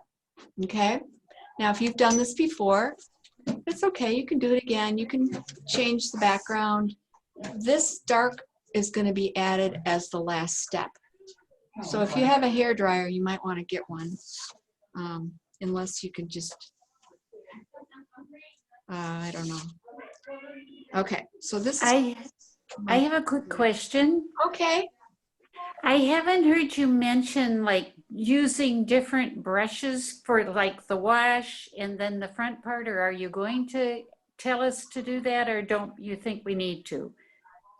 Good. Like a wide brush for the wash like this, and then the other brush here, or what do you think? Good question. So I think that most of you have a round brush if you purchase the kit, the art kit. Okay, so you probably have this brush or maybe a smaller one. And I'm sorry I forgot to go over that. I usually cover brushes. This is a round brush. This is a Princeton number 20. Okay, so it's, how long is this? About 6 inches? No. No, that's about 9 inches. 9 inches in length. This is a nice round brush that you can purchase. It, well, it's got a lot of give to it. Okay, so watercolor brushes, especially a round brush, should come to a point. And so I can do, you know, a lot of line work with it. So this is a round brush. This is the flat, okay, and this is a 3/4 inch flat, okay. And yes, we will use these different brushes, but I thought that most of you just got a round. I'm not sure. So watercolor brushes, you want them to have some give to the bristles. They're not an acrylic brush. They're soft. And usually in class, I pass them around so people can feel them and see what they're like, okay? But yeah, we would often use a flat brush, especially for a sky, okay? But it works just as well with your round. Does that answer your question? Yes? I can't tell if you're okay with that. Yes, Oh, I okay. just had muted myself again. Oh, good. So brushes come in a wide variety. If you went to Dick Blick or you went on their website, you would be like overwhelmed with all the beautiful brushes you can get. Some of them are quite expensive. Some of them are just very reasonable. I like the Princeton, and that's what these two are. These are Princeton brushes. So you want to get one that's about the 9. That's what I've got too. Yep.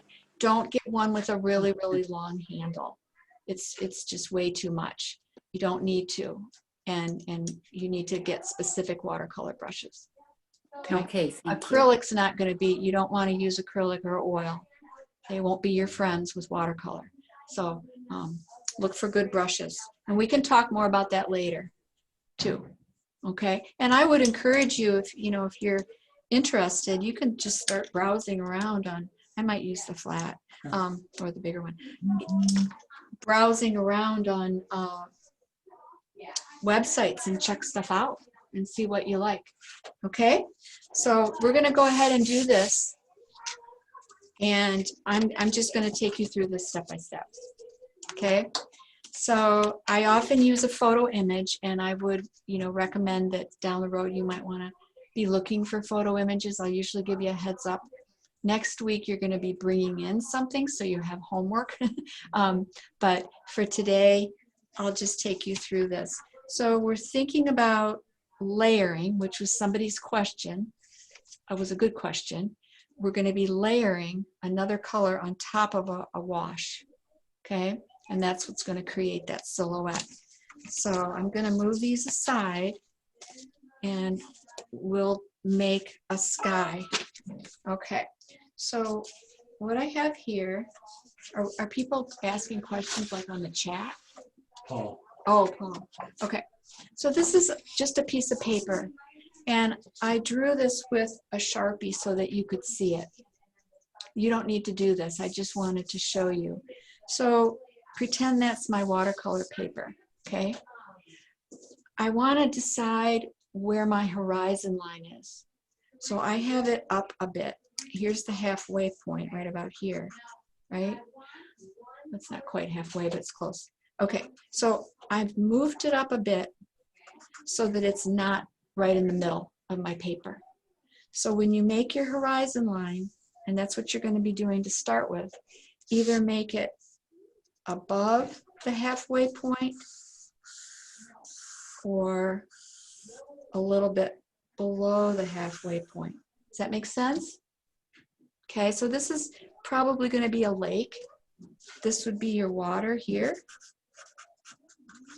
And this will be my sky. With me? So you're going to, on your watercolor paper, we work with a pencil very lightly. Uh-oh, what got on there? We work with a pencil. Oh, the marker went through. That wasn't good. So we work with a pencil very lightly. I need a drink of water too. Now I need to get a new piece of paper.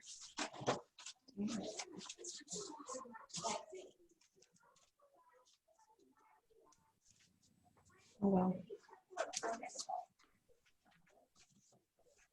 Do you have water? Do you want me to get some? I have water, thank you. And I, excuse me, I also was trying to find a new piece of watercolor paper that didn't have marker on it.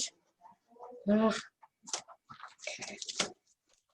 And I know I have one, but I'll just use this. Okay, so this is the first thing you're going to do on your paper. You can go horizontally, yeah, it's okay, horizontally or vertically, okay? So that's called format. So you're getting things set up, and this is all you need to do right now is to establish your horizon line. And I would go, it doesn't matter what way you do it. So more sky here, and less sky here.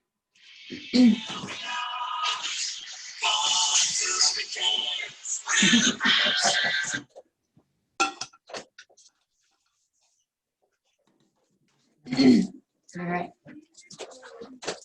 We're having technical difficulties for a second here. You're fine, Tom. Okay, so what I'm going to do now is I've got my watercolor paper here. That's where the marker went, but that's okay. So I'm going to think about where I want the sky to go, and I'm just very lightly drawing with my pencil. Okay. Flip your paper over and you won't have the mark. I know, but this is the rough side, and I kind of wanted to use the rough side, but yeah, I'll just do that. That's fine. I like to use the side with the most tooth. And that's why we call it, it's called cold press. Okay. So I'm just very lightly with my pencil establishing my horizon line. Hopefully that's pretty straight. You don't need a ruler, but you just want to kind of get it organized a little bit. Okay, so now I know where my sky is going to go, and I know where the water's going to go, or I could do it the other way. Maybe I'll do it that way. Okay, so I'm going to just stick with this round brush that I've been using, but if you have a flat, you could do this with a flat. Okay, we're going to start with our yellow, and we're going to keep it close to the horizon line. My horizon line is here. Okay, so the first thing I want you to do is I want you to get the sky wet with clean water.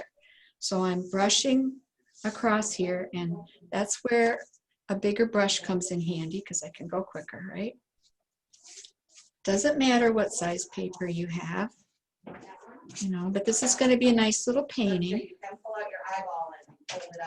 I'm getting it good and wet.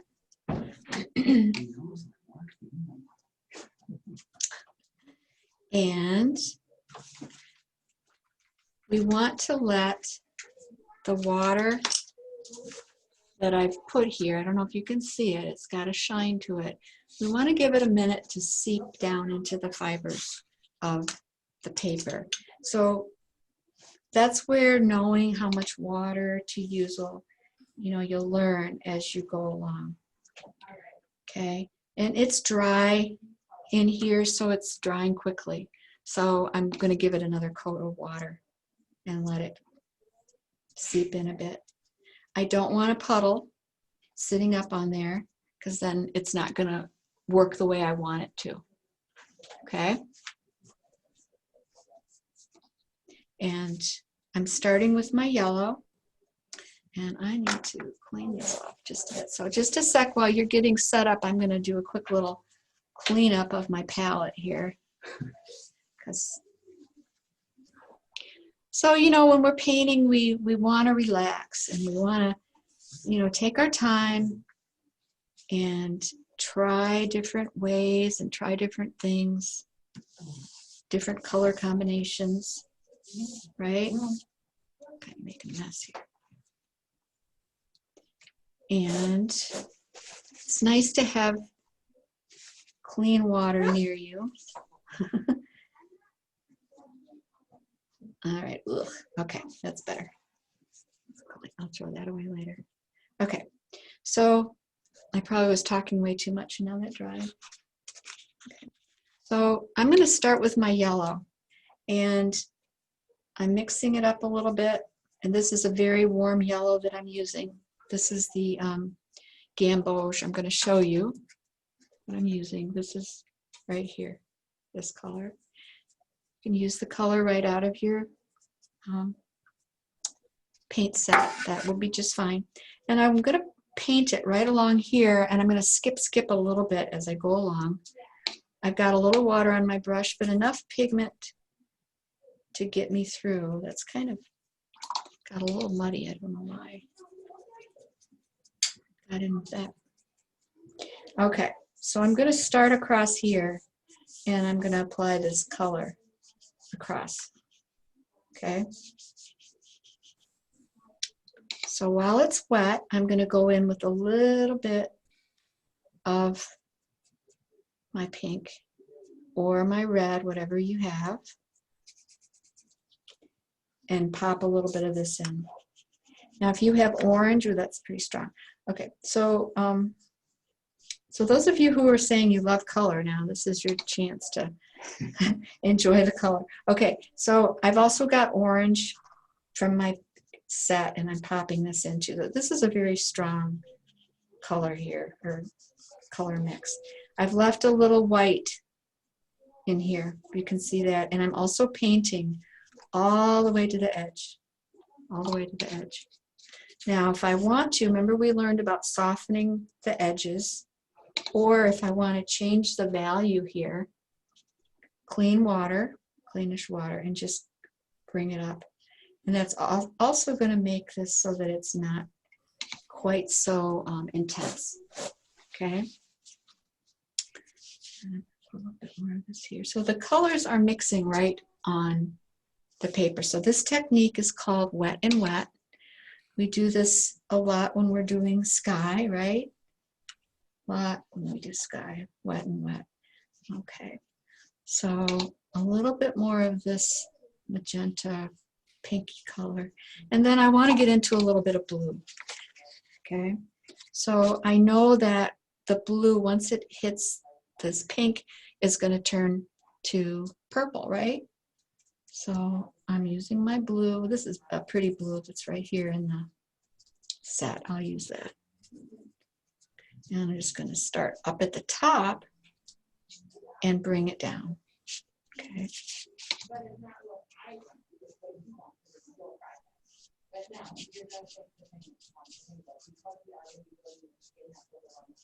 So I can mix it with my brush right here a little to get that purple. And everybody's is going to be different, and that's the fun thing about this. Now remember about getting rid of color, I should say. It's a little bit wild. Okay, so remember about rinsing your brush off, drying it, and then pulling color out. Okay, so that can help to soften it if it's gotten a little bit too intense like mine did. Maybe too much pink there. But you can never have too much pink, right? Maybe. Okay. So we're sort of getting some peaches happening, peachy colors. And, okay. I think that's looking okay. maybe. What do you think I should do to it, Tom? Put some fire trucks in there. It's a California Oh, wildfire. no. Aw. The sunsets have been very hazy lately. Yeah, they got clear out a spot for your little sun. Or... Oh, yeah, that would be cool. So I could kind of pull out a spot right over here, maybe. There you go. That'd be kind of neat. I didn't think of that. Okay. And I could always go back and paint that yellow if I wanted to. All right. So, and Tom always reminds me to tell you that these colors, these pigments that are on the paper, as they dry, they get lighter. Okay, they'll just get lighter, and that's why you might go back at some point and add more pigment.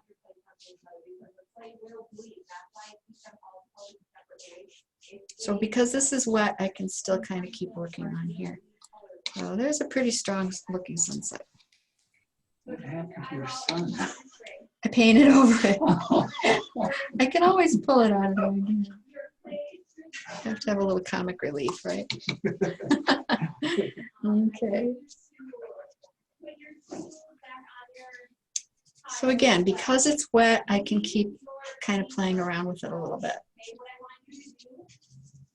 All right, that's a little softer now. So the next step is to let this dry. So you'll want to use a hairdryer or something. Yeah, I probably need to use a hairdryer if you have one. And take a break and get a cup of tea or a glass of water or something. Okay? I have another one that I painted we could just use. I think that looks lovely. Well, it's soaking wet, so. Well, did you bring your hair dryer? Yeah. Here, I'll take it up out there and I'll dry it. That one would work, but that one really got wet. Okay, I do think this looks kind of pretty. Yeah. Okay, so Tom's gonna go dry it for me. This hair dryer, I have to tell you, has been all over the place. I've left it places by mistake and I've had to go and pick it up a few times. But it's been a trusty little hair dryer. So while you're drying your piece, you'll want to think, oh, we should have probably done the water too. Yeah. You'll want to think about what your background's going to be. I should have done the whole thing. It's okay. Yeah, I forgot. Let them dry. It just takes a minute to dry.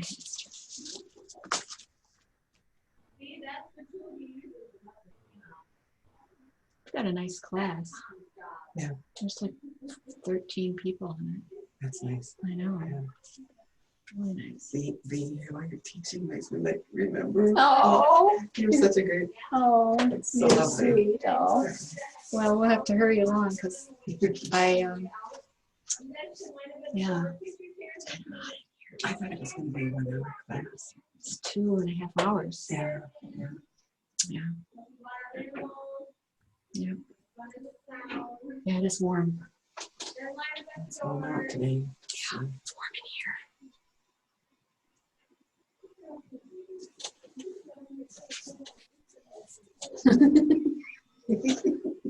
Two assistants from Maria. I should get my mask on. It's hard. It would be hard to teach with a mask on. Yeah, no, you don't have to put that Oh, on. I know, but.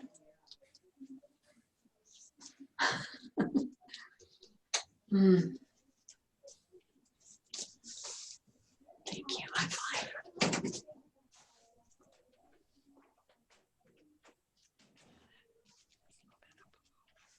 Thank you. That's good. Probably going to have to do it again because I forgot to do the bottom. Question. Yep. I'm experiencing like little fragments are coming off of the paper on, you know, and then like I'm trying to make, you know, I tried to make that circle for the sun and it's got fragments of paper in it. The paper pulp's coming off. It's too wet. Yeah, it could be that you got it a little bit too wet. And yeah, that's probably what happened. Okay. Don't worry about it. And I lost my son, so don't worry about it if you don't. Okay. And I have to tell you guys, I kind of made a little bit of a mistake. I meant to have you come down here with the water, but we'll just do that now, and you'll have to dry it again. So let's go back. I got a little distracted. So I'm going to wet this part first. It's really not a terrible mistake. It doesn't really matter, but for time, I should have. Yeah, Mary. Yeah, it's 3 o'clock, I know. But we go till 3:30, so we're okay. So now I'm thinking more about the water, and I've dampened the bottom part of this, okay? Thinking about the water, and I want to think about the color that's in the sky and the color, the warm color here, as well as this blue. So the blue is going to be coming more towards the bottom of the paper, and this warmer color is going to be towards the top, okay? And I have to be a bit careful so that I don't end up with green in my water. So thinking about using perhaps blue, and then the magenta or the pink will work nicely, okay? So I'm using this same blue here, and again, I dampened this before I started, dampened it. I keep wanting to dip into my palette a little bit. Okay, so I'm going to brush this on here, and it doesn't have to be straight, but you know, it just can be back and forth, and you're going to get some running of the pigment. You see where it's seeping up a bit. Not anything to worry about, okay? And I can also change the value. In other words, get a little bit darker in spots if I want to. So I'm changing the value, but it's very wet and it's looking kind of pretty. So now I want to use my pink or my red, whatever you have, and these two guys, these two colors are going to mix a bit, and that's fine. I want them to mix. Oh, that's really strong. Well, it's strong, and that way you guys can see it better, right? Okay, so there's that pink, and then I can blend them together and to make the purple, okay? I can also leave some parts lighter and pull some color up. I do want to get some orange in here. Okay, put a little bit of orange and popping that in here. So here's my water, and I can leave this space that's white right here because I know I'm going to be painting over it with dark. Hope that makes sense. Okay, that's pretty. Okay, and I could go back, and I don't want that right in the middle, though, do I? No. So you can see I can paint right over that because it's dry. Somebody was asking about that, weren't they? I got to get rid of that a little bit.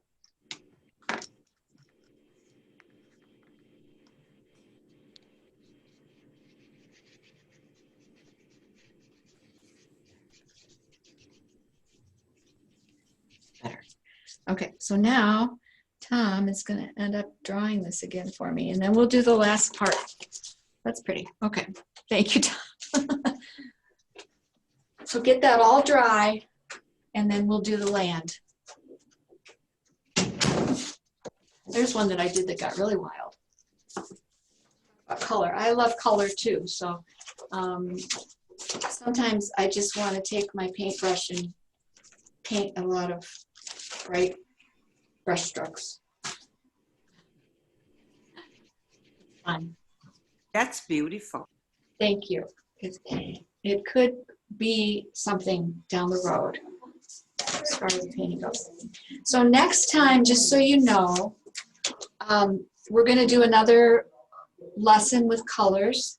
We're going to do a little bit more controlled wet in wet technique. So I'll try to remember to write you guys a little note, email. But just so you know, I'd like you to have ready maybe 3 different leaves. So they'll be falling, some of them, or you could just pick them off the tree, like a maple or an oak or any of those leaves that you can find. And we're going to be doing a little project with those. And my apologies to Mona because we've done this one before, but it's a really good lesson, and I think you guys will have a lot of fun and you learn a lot from it. And I always say that a lot of these lessons that I've been doing and that I've developed have been, they're kind of like little, oh, I don't know what the right word is, but there's a lot of content in the lessons. So, and there's also room for a personal expression in the lessons that we do. So anyway, okay, move that out of the way. Bye. Thank you, Tom. So the last thing we're going to do now, thank you, that turned out okay. You can see that it dried quite a bit lighter. So the last thing that we're going to do here is we're going to think about, and I'm going to move that out of the way, our silhouette. So for me, this is a lake, and I'm going to put some hills in the distance. Now, one of these that I did, that's not my favorite one. This one best. Okay, so this one has some hills with some trees kind of poking up. So we can do that. I'm going to do that first. And then you can do something in the foreground if you want to. You can add a tree, you could add a boat in the water, you could do some loons, but it would be something dark. So this is a chance, or an opportunity, I should say, for you to mix darks without using black, okay? So we typically in watercolor want to mix our darks, which we did a little while ago when we made some grays, but I'm going to show you how to get a nice dark. Okay, so thinking about this idea of a silhouette. I love this photograph, but I think this is really cool, the way that it's getting reflected on the water. Now you don't have to do that, but it's just kind of neat. Yeah, okay. But I'm going to look at the one that I did previously, just so that, okay. So what I'm doing now is I'm going to mix up a dark, and you can go either way with it, can't you? Okay, so I'm going to be establishing this area back here first. So how do we mix up the dark if you're not using black? You're going to take your primary colors and mix them together. So I'm going to go with some, and I've got my palette here, and I also have a little piece of scrap paper.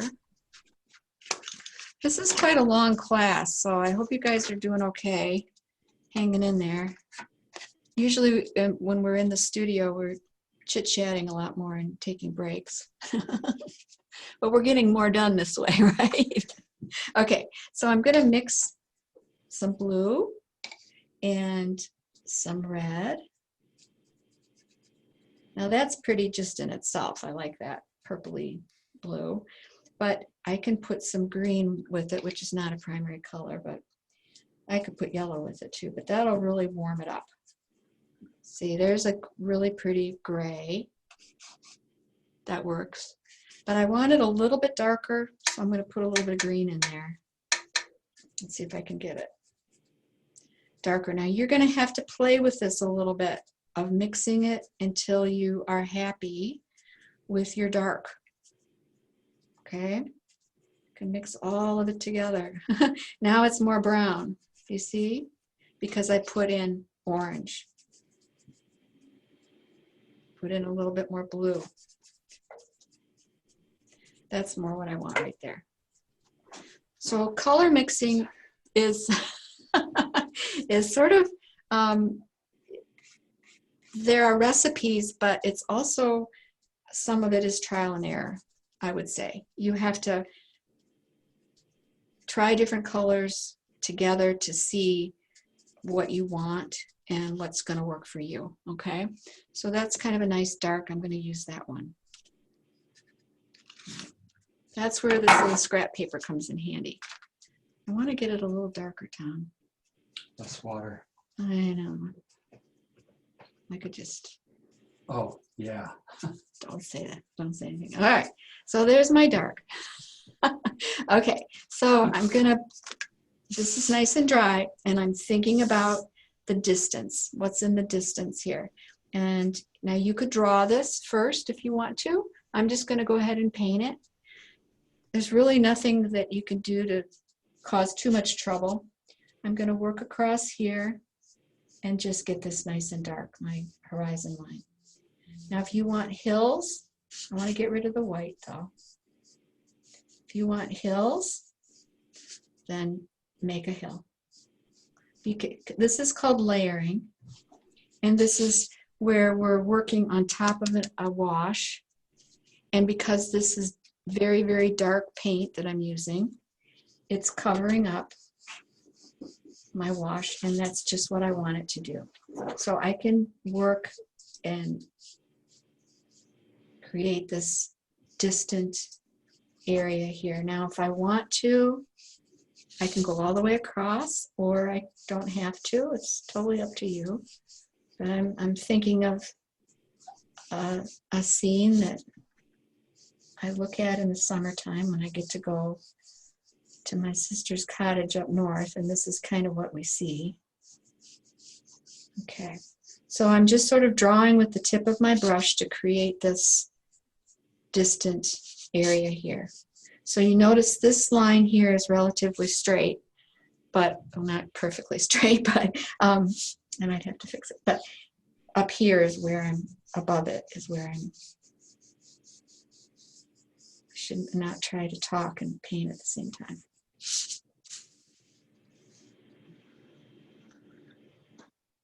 You see how it's covering it up, covering up the initial wash. All right, that's better. Okay, so I could leave it like that, which is kind of pretty. If I wanted to, I can make some trees. So you could try that if you want. I could bring some of these up a little higher. And I'm really just sort of pulling from the paint that's already there.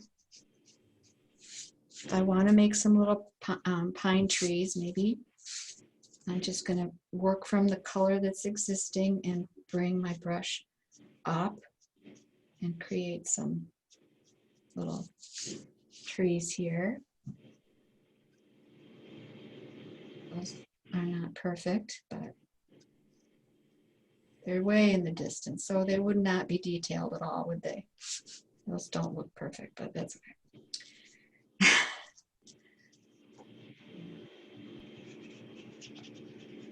So you can make whatever you want back there. And if you don't like it, what you made, I just want to show you. And I don't really like what I made, so I'm going to just make a bigger hill back here. See how you can do that? That's how you make it your own and your own design. And you can fix things up if you need to. So that's fine with me right there. Okay, so if you want to create something in the foreground, I'm using that same dark, and I'm just going to create a little area here. I'm drawing with my brush now. Like I said, you can certainly draw first over top of this with a pencil. And it's okay to have pencil marks. Totally okay. So there's just a little bit of land here over to the side. Okay. If it's not dark enough, you can let it dry, and then you can always go back over top of it again to get it darker, right? And then we can make some reeds coming up here, or some grasses. And I'm just pulling from this color here. A little bit of it on my brush, but I'm just bringing my brush strokes up to create some grasses here. Okay. And you could just keep it just as simple as that. No worries. So usually when we're done painting, we take a little bit of time, which I think we have time, Tom, don't we? It's almost quarter after. Yeah, and what I'll do is I'll stop here, but I do want to make a tree just so you can see a tree, or you could put a little, like I said, you could put a little loon here. A couple more minutes and I'll be done here. So if I want to make a tree, I'm just going to start from here and bring it up. Now you don't have to do that, but you can if you want to. When they show their stuff. Yeah, so we take turns, and Tom will come over here and there we go. make it so that you can show us what you did. And are these big enough today? No, yeah, those are perfect. So I'm making these kind of some cattails here.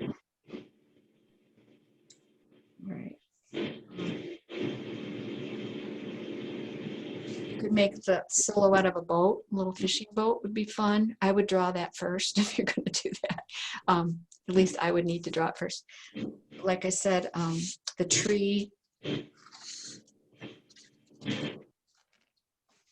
This tree was done when all of this was dry. Okay. And then all I did with that was I started and brought this upward and made the tree. Okay.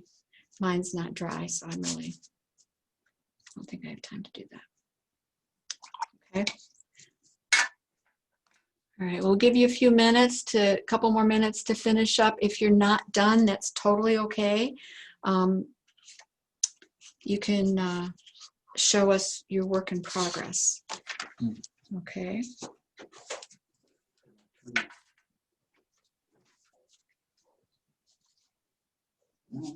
And I'm noticing with mine, just so you know, for later, this is drying quite light. So I may need to go back and darken that once it's dry. You want to wait for it to get dry before you do anything over top of it, okay? Wait till it's dry. You could even go back and add your pine trees in here if you want to. Okay. Once it's dry. All right. So we're going to wrap it up, and you can continue on your own, and we'd love to see what you've done. You don't have to show us, but that part of it is really fun for everybody to learn and see what you've done, and it's a nice way to share. So yeah, that'd be great. Okay, it's time for show and tell, or if anybody has any questions.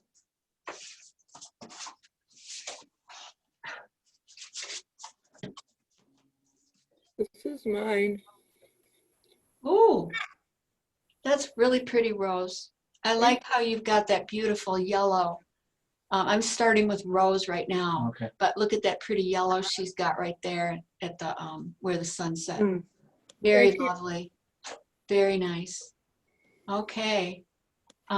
Jane, nice. Very pretty, Jane. Who else has one? I have one. Liz, that's looking good. Donna. Looking good, Liz. She has a question. Okay. The hardest part is mixing the dark color. I'm used to cheating in using like a neutral tint or something, and that's where I need to keep working on that, to mix the dark color out of the three primary colors. Yeah, I mean, I think it's worth learning, because you can always use black, but black is not very interesting. So no. Yeah, and so even if you use your black and put some red with it, you're going to get a warmer black, or put some blue with it and you'll get a nice color. So don't just use the black, but put some other colors with it. And I think that's a good idea, Liz. Good job. Thank you. Thank you. You're welcome. Donna. Oh, okay. Go ahead. Oh, I just had forgotten to say when I introduced myself that Jane Wesson told me about this class, and I'm delighted to be a part of it. Oh, Jane, thank you for telling her. And now you guys get to visit with each other. Yeah. Okay.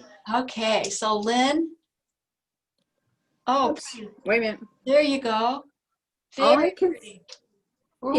it's way better than, it's not necessarily good. It's just way better than what I tried before in one of those 1 hour. So things are getting better. Yeah. And wouldn't you agree that it just really takes practicing?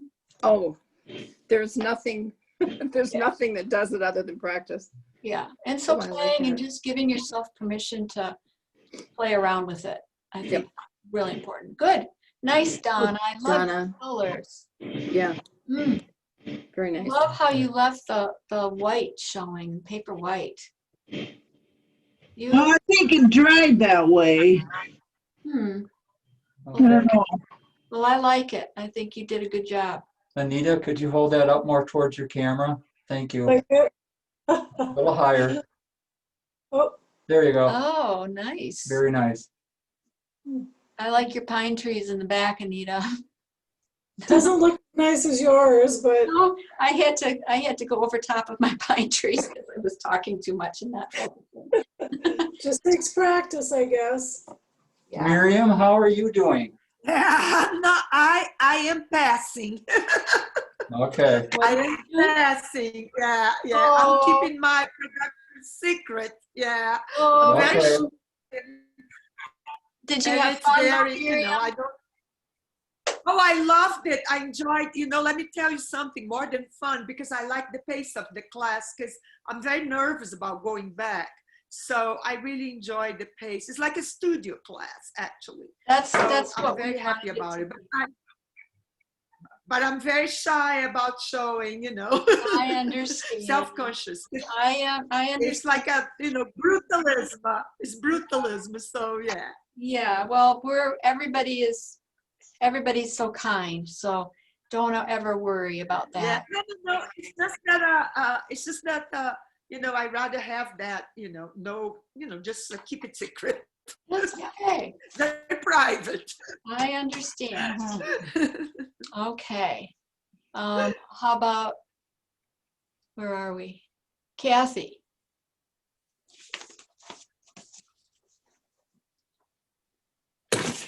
Here's my, there we go.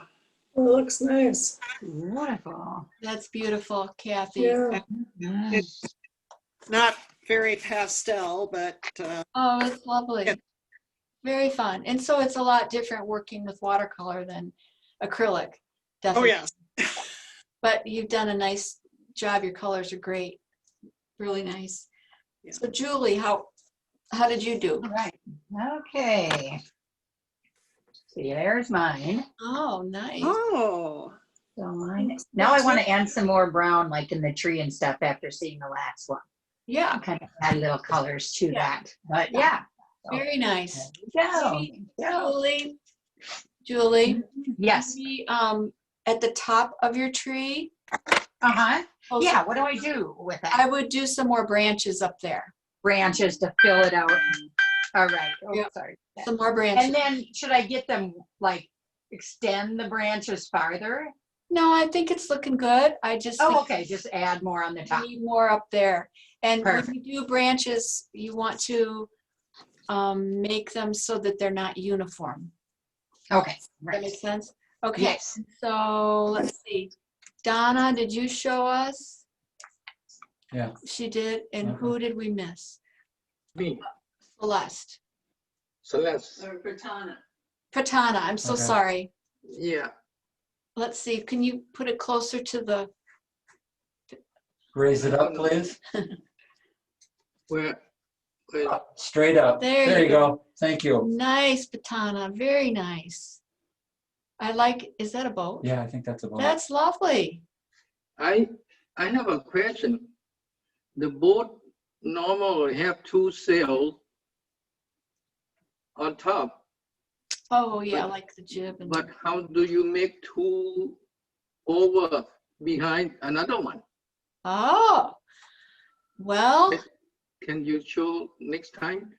I'll try to remember. Yes. So I would say you would want to draw the sails. Wouldn't you say, Tom? Yeah, draw the Draw sails. them, and then if they're white, you have to paint around them. Oh, paint white on the dry? No, don't. If the let's see, if the sails are white, then Yeah. you paint the background around the sails. But I if mean- they're colored, then you can put a color and let it dry, and then do the other sail. I mean the white sail, how do you make two, one in front and one on the left and one on the right? Your front sail would be white, and the one that's behind it would be just a little bit darker of a grayish white. Oh, okay, thank you. Yeah. Is there anybody that didn't have a turn, Gail? Ooh, pretty. I love that pink and the softness that you got there. It's really pretty. I think I'm either in New Mexico or Tahiti. Oh, it's I can't gorgeous. decide. Colors are just lovely, and you've got a nice loose technique going on. Great. I like that. Okay, and we got Mona? No. Did we get Mona? Mona. No, we didn't get Mona yet. Oh, wow. All right. You nailed that sunset, Mona. Oh, look at the reflection that she's got with into the water, and then the next where it kind of skips down into the water. That's lovely. Really pretty. And the light she's got up in the sky happening. Really nice. It's really nice. You guys all did a fantastic job, and I'm just so tickled that you're all here and doing this together. So, I'm reminded of a book that I used to use years ago in school. It's called, and it's quite an older book, but it's called Doing Art Together. And as an art educator, it was just such a great book to use, because the whole idea of doing art together now has sort of changed for us. And we're so fortunate that we can have this technology to be together in this way. It's not perfect, but it's better than nothing. And so I'm glad you're all here, and we're doing art together. And yeah. So again, I will try to remember to send you a little note about next week. We'll be doing some leaves, and what else? And if you have questions, if you want to send a picture of your artwork to me, Miriam, that'd be great. And then I would be the Privately maybe. Yeah. I would be one comment.